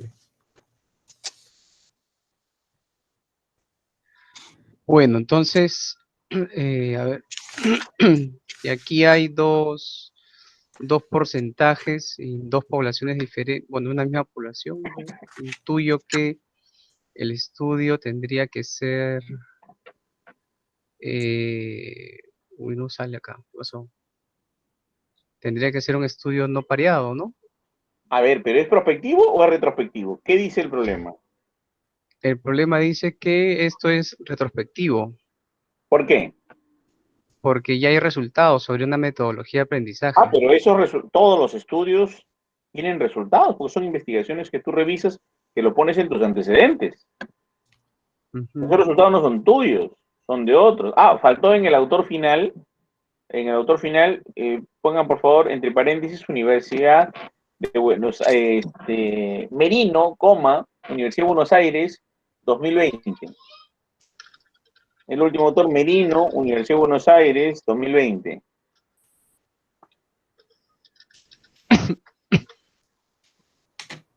¿Ok? Entonces, ¿será prospectivo o será retrospectivo? ¿Qué dicen?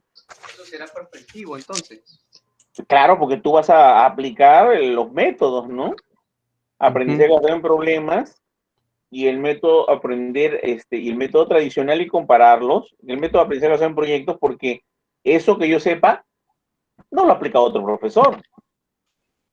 Sí, pues, Sería un trabajo que tú vas a realizar a partir de ahora. entonces Como sería un una corte. ajá, corte o experimento, ¿no? Mm, ya. Dependiendo cómo será corte o experimento. Entonces, a ver, reemplacemos datos. Los tres primeros no cambies nada.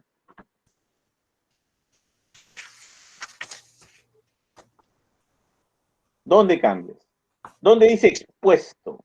No, ahí no, los primeros no cambian. ¿Dónde dice expuesto? ¿Dónde dice Aquí, no expuesto?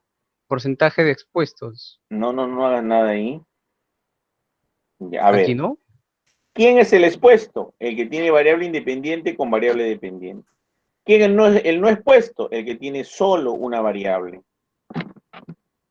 Ujú. Entonces aquí el expuesto sería eh, los que están aquí, el 85%. Porque tienen el aprendizaje basado en proyectos Claro. y el rendimiento. El Ujú, otro no expuesto es la metodología tradicional. ujú. Coloca los datos donde dice expuesto o no expuesto. Entonces expuesto sería 85 y no expuestos sería 61. Ya, ¿Estamos bien? sí. Y ahora sería calcular nada más. Nada más, tú lo has dicho. Pero te faltó dar enter a 61. Ajá. A ver, Ya, ahora sí, ya pusiste 61, ahora recién pon el otro. el ¿Cuánto era? 85. Ajá, ahora 85. enter. Y ahora sí, ¿no? A ver. Dale calcular Entonces, ahora. 62 personas del grupo de expuestos y 62 del grupo no expuestos. Las 62 de aquí serían que Los que son van a de utilizar, los que van acá. los que van a utilizar ABP, aprendizaje en proyectos, Ujú. y los otros que no van a utilizar ABP. Los que llevan una metodología tradicional, ¿no? Ujú. Ujú. Eso sería. Ok, muy bien. ¿Te das cuenta? Perfecto, doctor. Ahora, así lo han visto que hacen las tesis. No, porque la mayoría de investigaciones parten desde un mal diseño de los criterios de inclusión y selección, ¿no? Si desde ahí se parte mal, pues ya el resto también termina. Así es. Por eso ustedes en el doctorado van a hacer un trabajo bien hecho, ¿no? Ok, Ojalá que podamos hacer un trabajo bien hecho. Sí. no, tienen que serlo. Ok, sigamos entonces. A ver, otro voluntario. Vamos a elegir otro voluntario. A ver, vamos a elegir, he dicho yo. Vamos a escoger. Yo sé que Isidro, tú ya sabes, no te preocupes. Te tenemos en cuenta siempre. Pero vamos a hacer que comparta pantalla Jenny Albina.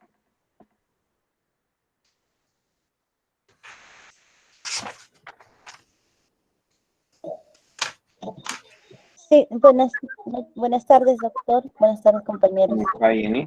Un ratito, por favor.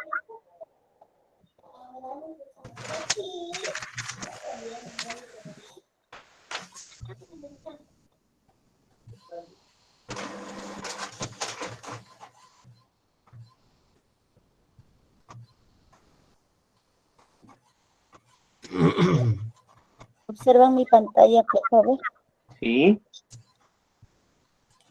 Ya. Este es el enlace. Muy bien. Sí, Te voy a dictar un siguiente problema. ¿Ya? ya. Un ratito. Con tu Word, para que anotes. Sí. Un ratito, por favor. Mi delegado, los problemas tipeados los manda al WhatsApp, por favor. ¿Ya? Con la resolución. Sí, doctor. ¿Observan mi pantalla? Sí. Ok, empecemos entonces.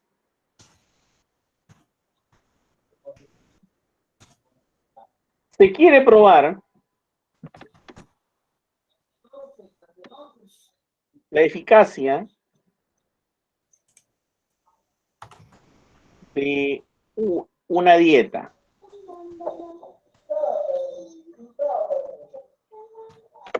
¿Ok? Coma. Una está basada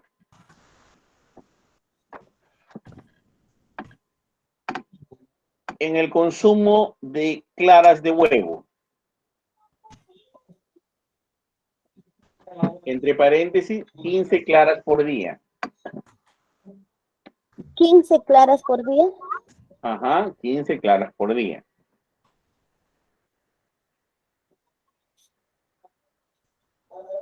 Punto seguido. Mansinho, en Brasil, reporta que en 6 meses, reporta en Brasil que en 6 meses, el consumo de esta dieta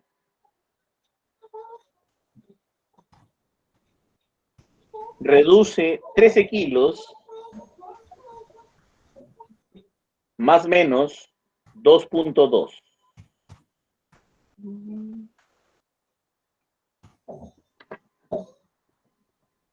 Más o menos, disculpe, doctor. 2.2 kilos.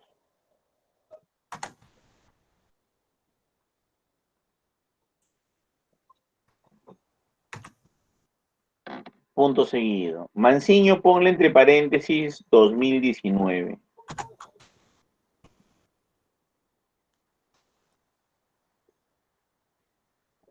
Ya, doctor.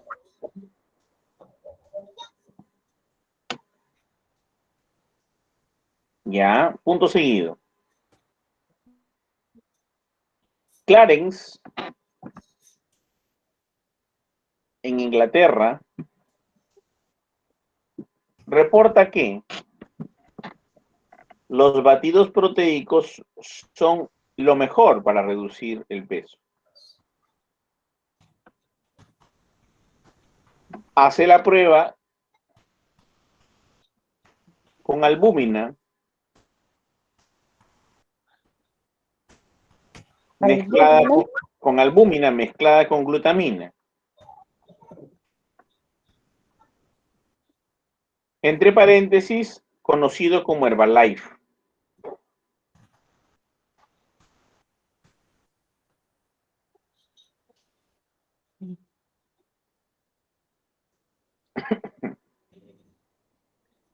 ¿Ok? Y en el 2021 demuestra que este batido reduce un promedio de 15 kilos, más o menos,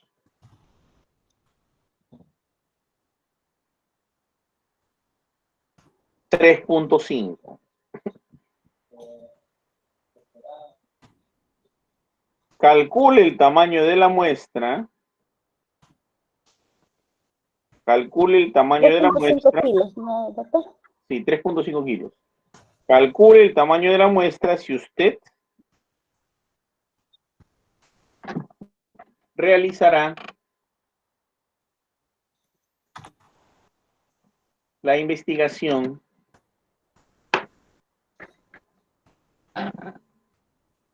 en el Perú.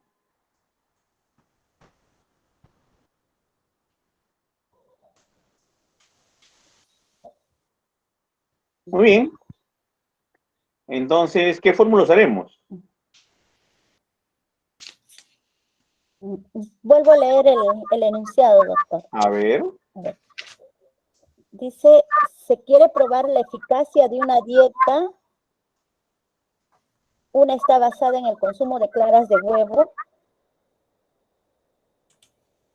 Ya. Reduce 13 kilos, más o menos 2.2 kilogramos. Manciño, 2019. Clarence, en Inglaterra, reporta que los batidos proteicos son lo mejor para reducir el peso. Hace la prueba con albúmina mezclada con vitamina, conocido como Herbalife. Y en el 2021 demuestra que este batido reduce un promedio de 15 kilos, más o menos 3.5 kilogramos. Calcule el tamaño de la muestra si usted realiza la investigación en el Perú. A ver, iríamos. Muy bien, eso es todo. Un ratito, ¿dónde Vamos está? entonces al OpenAPI. A ver. Ya. Nos iríamos a tamaño de la muestra. Ya. ¿Qué elegiríamos? El de con corte no pareado. No. Mira qué valores son. ¿Qué te estoy dando yo? Entonces, Revisa tu problema. ¿Te estoy dando porcentaje o te estoy dando promedios?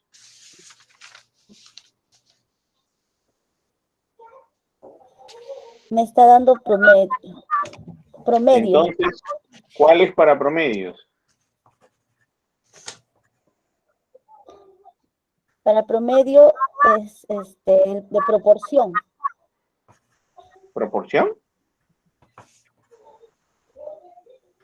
¿Un promedio? ¿Cuál es el sinónimo de un promedio? Ay, disculpe. Diferencia El de medias. sinónimo- Porque me está... Diferencia de media. Muy bien. Entonces vamos a darle diferencia de medias. Entonces, me voy al grupo 1, en la que me dan 15 kilos, perdón, 13 kilos y en el otro son 15 kilos. Un ratito. Ok. Acá. Hay que poner los datos ahí. Y en el otro son 7 kilos.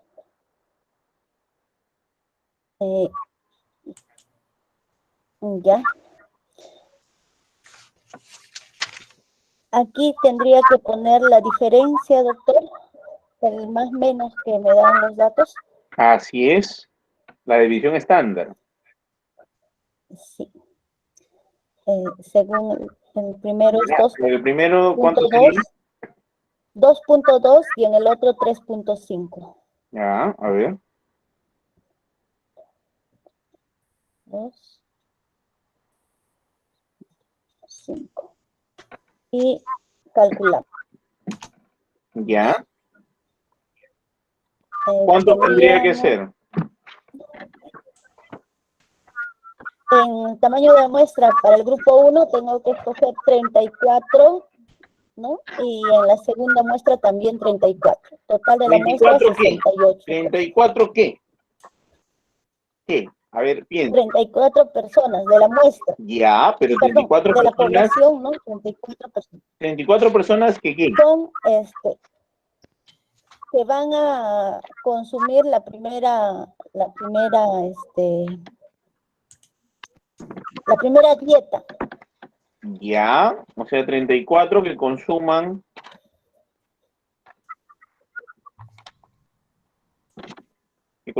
huevo, clara y huevo, ¿verdad? Y las otras, Y el siguiente, las claras de huevo, ¿no? ya, Que van a consumir la albúmina mezclada con vitamina. o sea que es el Herbalife, ¿no? El Herbalife, ¿no? Y Conocido yo como tendré que Herbalife. evaluarlos en cuántos meses.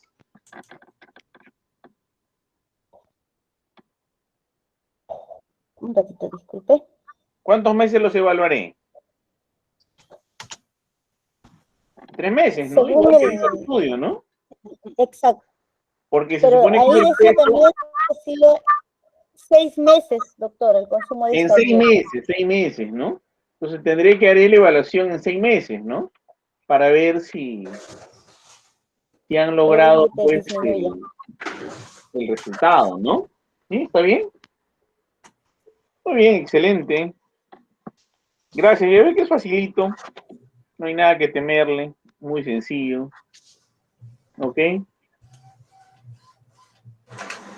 Gracias. Ya deje de compartir pantalla. Y creo que vamos ahora con la última persona. No sé qué hora es. Sí, la última. Ahora vamos con, a ver, vamos a escoger Ya. a alguien que muy pocas veces sale. Teniente Coronel de Artillería Edson.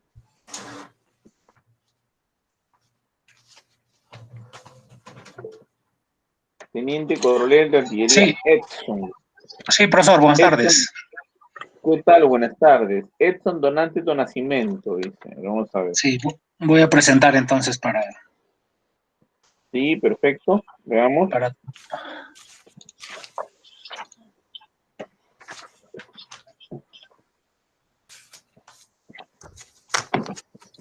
¿Cuál sería el problema, profesor?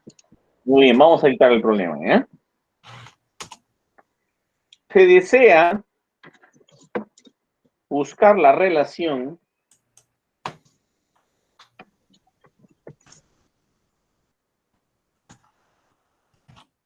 entre la deserción escolar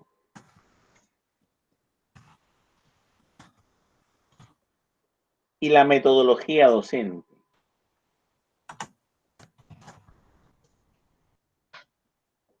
Punto seguido. Silvera, en México, reporta que los alumnos desertores tuvieron o presentaron antecedentes en el 72% de los casos de docentes con metodología conductista.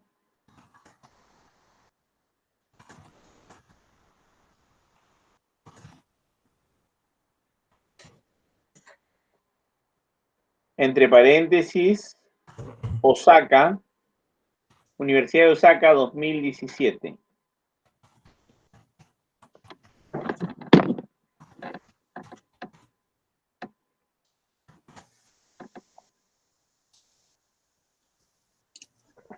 Punto seguido. Otro estudio de Altamirano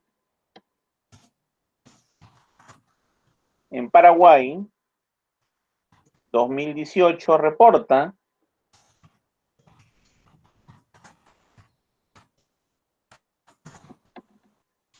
que la deserción escolar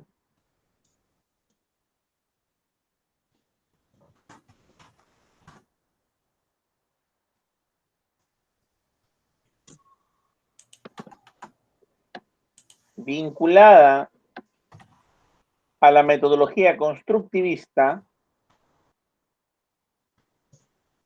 se da en el 51%.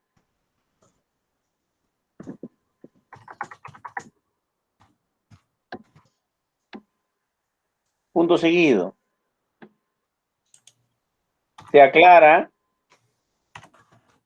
punto seguido, se aclara que no se trata de abandono escolar,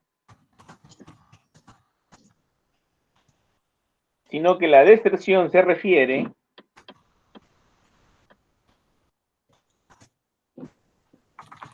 a cambio de centro educativo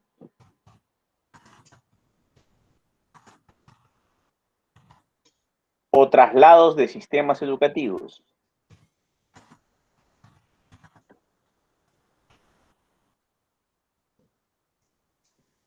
Punto seguido, calcule usted la muestra.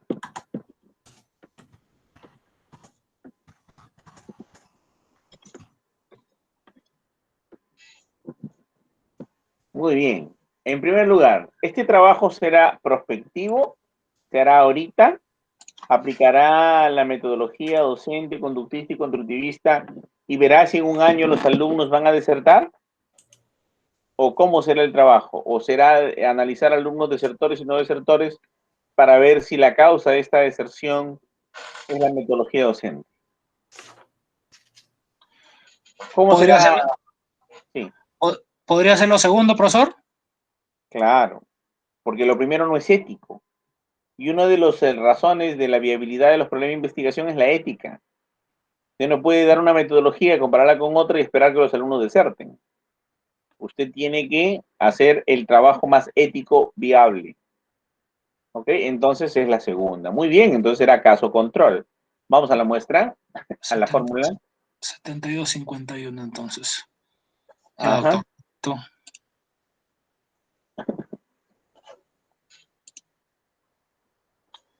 Entonces hablamos de tamaño muestra. Tamaño de muestra, caso control. CC no pareado. Ok.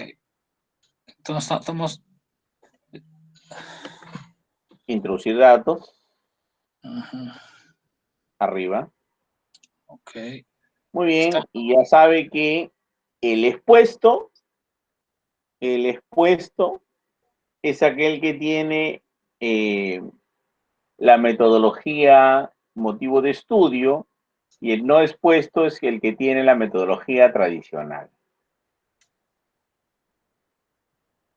Ya. Entonces estamos hablando que porcentaje de probabilidad de detección. No, eso no. Lo de arriba queda igual. Perdón. Donde dice abajo expuesto y no expuesto. En no expuesto va la metodología tradicional. Y en expuesto va el porcentaje de la metodología que estamos analizando. Ya, Que es la conductista. entonces en el expuesto iría el 72. A ver, vamos a ver acá, revisamos acá. A ver, se supone que la metodología constructivista es la que está en boga, es la que está bien, es la que menos deserción ocasiona. Eso será no expuesto. La expuesta sería el... Sí. Y los que siguen aún con la metodología vieja, la conductista, sería el expuesto. Ok. Entonces el expuesto sería el 72%, profesor, acá. Ajá. Estamos hablando de expuesto 72%. Perdón.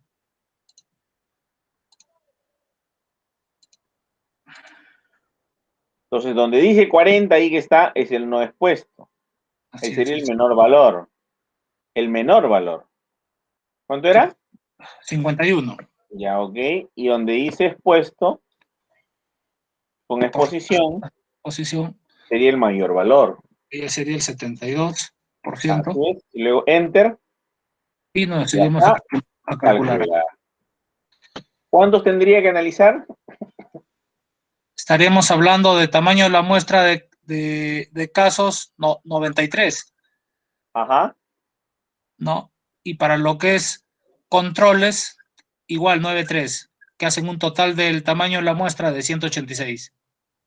Ok, esto significaría entonces que analizaríamos desertores y no desertores, 93 desertores, 93 no desertores. ¿Está bien? Sí, sí, Pero es un profesor. diseño de casos y controles. Muy bien, gracias. Deje compartir pantalla, por favor.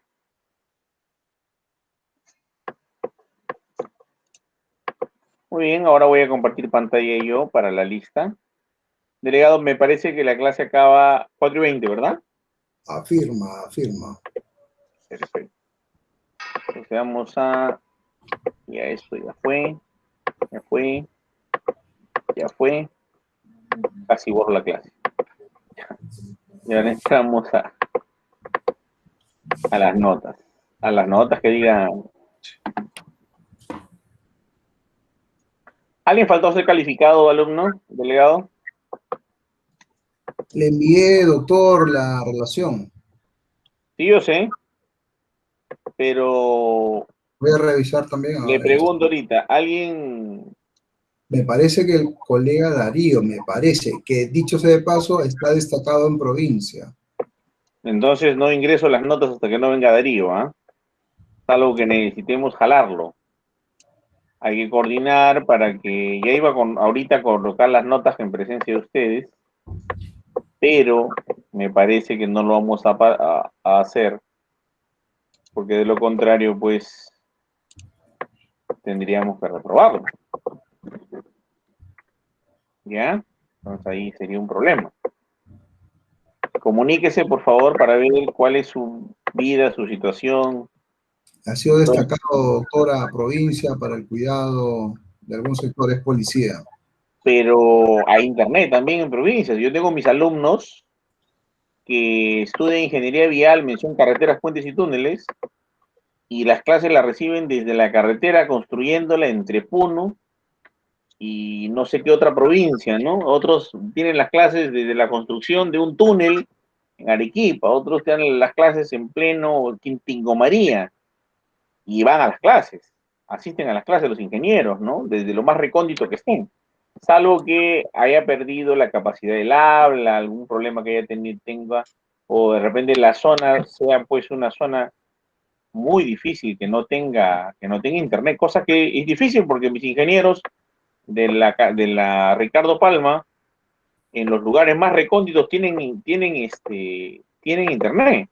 Difícilmente no hay, ¿eh? Entonces, comuníquese bien qué está pasando. De repente está mal de salud o alguna otra cosa. ¿Ya? Porque que la asistencia se tiene que dar. Más esta hora que los policías están almorzando, ¿no? Y están un poquito más tranquilos. Ok, asistencia de alumnos. Igual mis alumnos del ICTE, del Instituto Científico Tecnológico del Ejército, estando en plena actividad en las zonas de combate. Incluso tengo 4 alumnos del BRAEN, ¿no? Que se conectan desde el BRAEN a sus clases. Y me dice, profe, no puedo hablar muy fuerte. No vayan a venir los terrucos, dicen, ¿no? Entonces, pero igual reciben sus clases desde el BRAEN, ¿eh? Entonces, algo más debe estar pasando por ahí, ¿no? ¿Le puedo comentar su WhatsApp que me envió? Sí, de ahí lo vemos, ¿ya? Me informa por interno. Muy bien, Canturín. Presente, doctor. Muy bien, Canturín. Cruz. Presente, doctor. Muy bien, Cueva. Presente, doctor. García Alan. Presente, doctor. González Quispe. Presente, doctor. Muy bien, Guamán Vilca. Presente, doctor. Muy bien, Malco. Doctor, buenas tardes, presente. Muy bien, Malco. Medrano. Presente, doctor. Ok. Mira. Presente, doctor. Moyo. Presente, doctor. Munaya. Presente, profesor. Orellana. Presente, doctor. Quispe. Presente. Ubius. Presente, doctor. Muy bien. Vera. Presente, doctor. Saldívar. Él es, ¿no? El que está. Presente. Ah, ya. Saldívar presente, sí. Y Celada. Celada Darío. Sí, es el que me ha comentado. Él es el que está destacado en provincia, doctor. Ok, perfecto. Muy bien, que vea si va a seguir con el curso o no, sino para pedir mejor su inhabilitación o no. Pero no creo, porque todos mis alumnos son de provincia. Lo dudo. Entonces, que use las herramientas tecnológicas y se nivele, ¿eh? No creo que haya mayor problema. Muy bien, muchachos, entonces, ¿alguna pregunta en este espacio para poder solucionar alguna duda, algún comentario en los minutos finales? Si me permite, doctor. Adelante, dígame. En el caso de los trabajos correlacionales, Ajá. ¿tienen el mismo valor comparar una correlación Spearman y versus otra de Pearson? ¿O tienen que ser las mismas correlaciones? Es que la correlación de Pearson se usa para variables cuantitativas, numéricas. Mientras que la correlación de Spearman se usa para variables de tipo cualitativas ordinales. O sea, son variables categóricas que solo tienen una jerarquía ascendente. Entonces no se usan para lo mismo. Si aplica una correlación de Spearman para datos numéricos, estaría mal planteada. Si aplica una correlación de Pearson para una variable cualitativa ordinal, equidistante entre cada categoría, también estaría mal planteada. Entonces la idea es aplicar la prueba correcta en el método correcto, en la forma correcta. La próxima semana después de esto de muestra, vamos a empezar a abordar lo que es correlación de Spearman, Pearson, que ya lo han hecho un poco, pero vamos a interpretar ahora, ¿no? Vamos a ir a regresión lineal, logística, ANCOVA, NOVA, ¿no? Y otras pruebas que se hacen como análisis multivariado. Bien, entonces hay que ver cuál es la utilidad de la prueba. Hay unos cuadritos que yo les voy a mostrar al final, que son la regla de decisiones. Cuando hay que prueba, de acuerdo a qué tipo de variable y de acuerdo a qué tipo de diseño. O sea, tienes que tener el diseño claro, la variable clara, para saber qué prueba utilizar. Dime, Isidro. Profesor, para la prueba de hipótesis es de acuerdo al tamaño de la muestra. Cuando es mayor que 30 es H y cuando es menor que 30 es T-Student. ¿Está bien, profesor? Cuando es menor de 30 es T-Student, cuando es mayor de 30 es Z de Kolmogorov-Smirnov. Z, acuérdate. ¿Ya? Gracias. Es menor de 30 T-Student, mayor de 30 Z de Kolmogorov-Smirnov. ¿Ya? Entonces, obviamente, ahí hay criterios para nosotros aplicar. Les voy a compartir luego, al final del curso, una regla de decisiones. Primero es al revés, ¿no? Primero les enseño en el campo. Y luego les he puesto un cuadro muy difícil de estadística de Mendenhall, que ustedes van a decir, oye, si usted me lo hubiera mostrado eso, profe, al inicio ni lo entendía, pero ahora que lo hemos avanzado poco a poco, está clarísimo, diáfano, cristalino, inmaculado, impoluto, o sea, no hay duda, ¿no? Entonces eso es al revés. Primero aprendemos la parte práctica y luego pasamos y nos vamos a la parte teórica, ¿no? Esa es la metodología, lo que le llaman la metodología inversa. Yo no uso mucha aula invertida, uso algo de aula invertida, los guío a ustedes para que resuelvan, pero no los dejo solos a que hagan sus clases y a ver cualquier cosa que investiguen y expongan. Por la sencilla razón de que esa es aula no invertida, es profe no chambea, es otra cosa, ¿no? Eso no se llama aula invertida. Aula invertida es trabajar, apoyar, enseñar, asesorar, ¿no? Orientarlos y luego probar que eso ustedes lo pueden demostrar acá al frente. Y si no, apoyar, retroalimentar, hacer feedback. Eso es el aula invertida. Lo que están usando ahorita en las universidades o los colegios como aula invertida es, por fin, la metodología me deja descansar y los alumnos exponen y yo me duermo. Eso no es metodología de aula invertida. Pero así se está teniendo en esta pandemia, ¿no? Lamentablemente, pues, yo veo las clases que reciben varios familiares míos, con la famosa aula invertida. Ay, qué desastre. Para eso no era la tecnología. La tecnología es para hacer lo mismo que lo presencial, con diferentes formas nada más. Muy bien, chicos, ¿alguna pregunta? Nos retiramos entonces. ¿Alguna duda? ¿Todo claro? Bueno, falta practicar, doctor.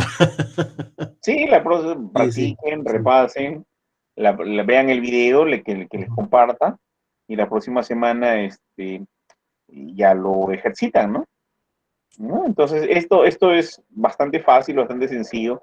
El OpenEpi fue creado para que no te aprendas las fórmulas de memoria, ¿no? Ni calcules a mano, ni nada de esas cosas, sino ya está la regla de decisión hecha. ¿Está bien? Bueno, muchachos. Vamos a tomarnos la foto, entonces. Aquí en sus cámaras, como siempre. ¿Evidencia, doctor? Así es. Todas las semanas a la salidita. Un par de semanas no la tomamos porque por ahí un alumno me dijo, profe, estoy con pijama, ¿no? Entonces hay otro me dijo, profe, estoy con las bolsas del mercado con mi esposa en el centro comercial. Qué roche, me dijo, ¿no? Entonces evitamos tomar esas semanas, pero ahora sí, vamos a tomar aquí en sus cámaras. Por fin conozco a algunos, ¿ah? Estoy mirando caras que no sabía que algunos han bajado de peso, otros se han dejado crecer el pelo, otros han engordado. Victoria, Oriana, Anita, bueno, Anita ya está, Lorena, Vilma. Doctor, no sé, tengo problemas con mi cámara, no sé qué ha pasado que no se activa, pese a que está activado ahorita acá. Ya no se preocupe, los que podamos. Muy bien, ¿quién dijo? ¿Elber o Luz? Elber, ¿no? Vilma, active la cámara. Luz, Luis. Ya, Luis, yo estoy. Elber. Vamos todos, ya. Ya, ok. No, Elber no está. Sí, doctor. Buenas. No, a ver, active su cámara, por favor. Vilma no la veo. No está Vilma. Buscando.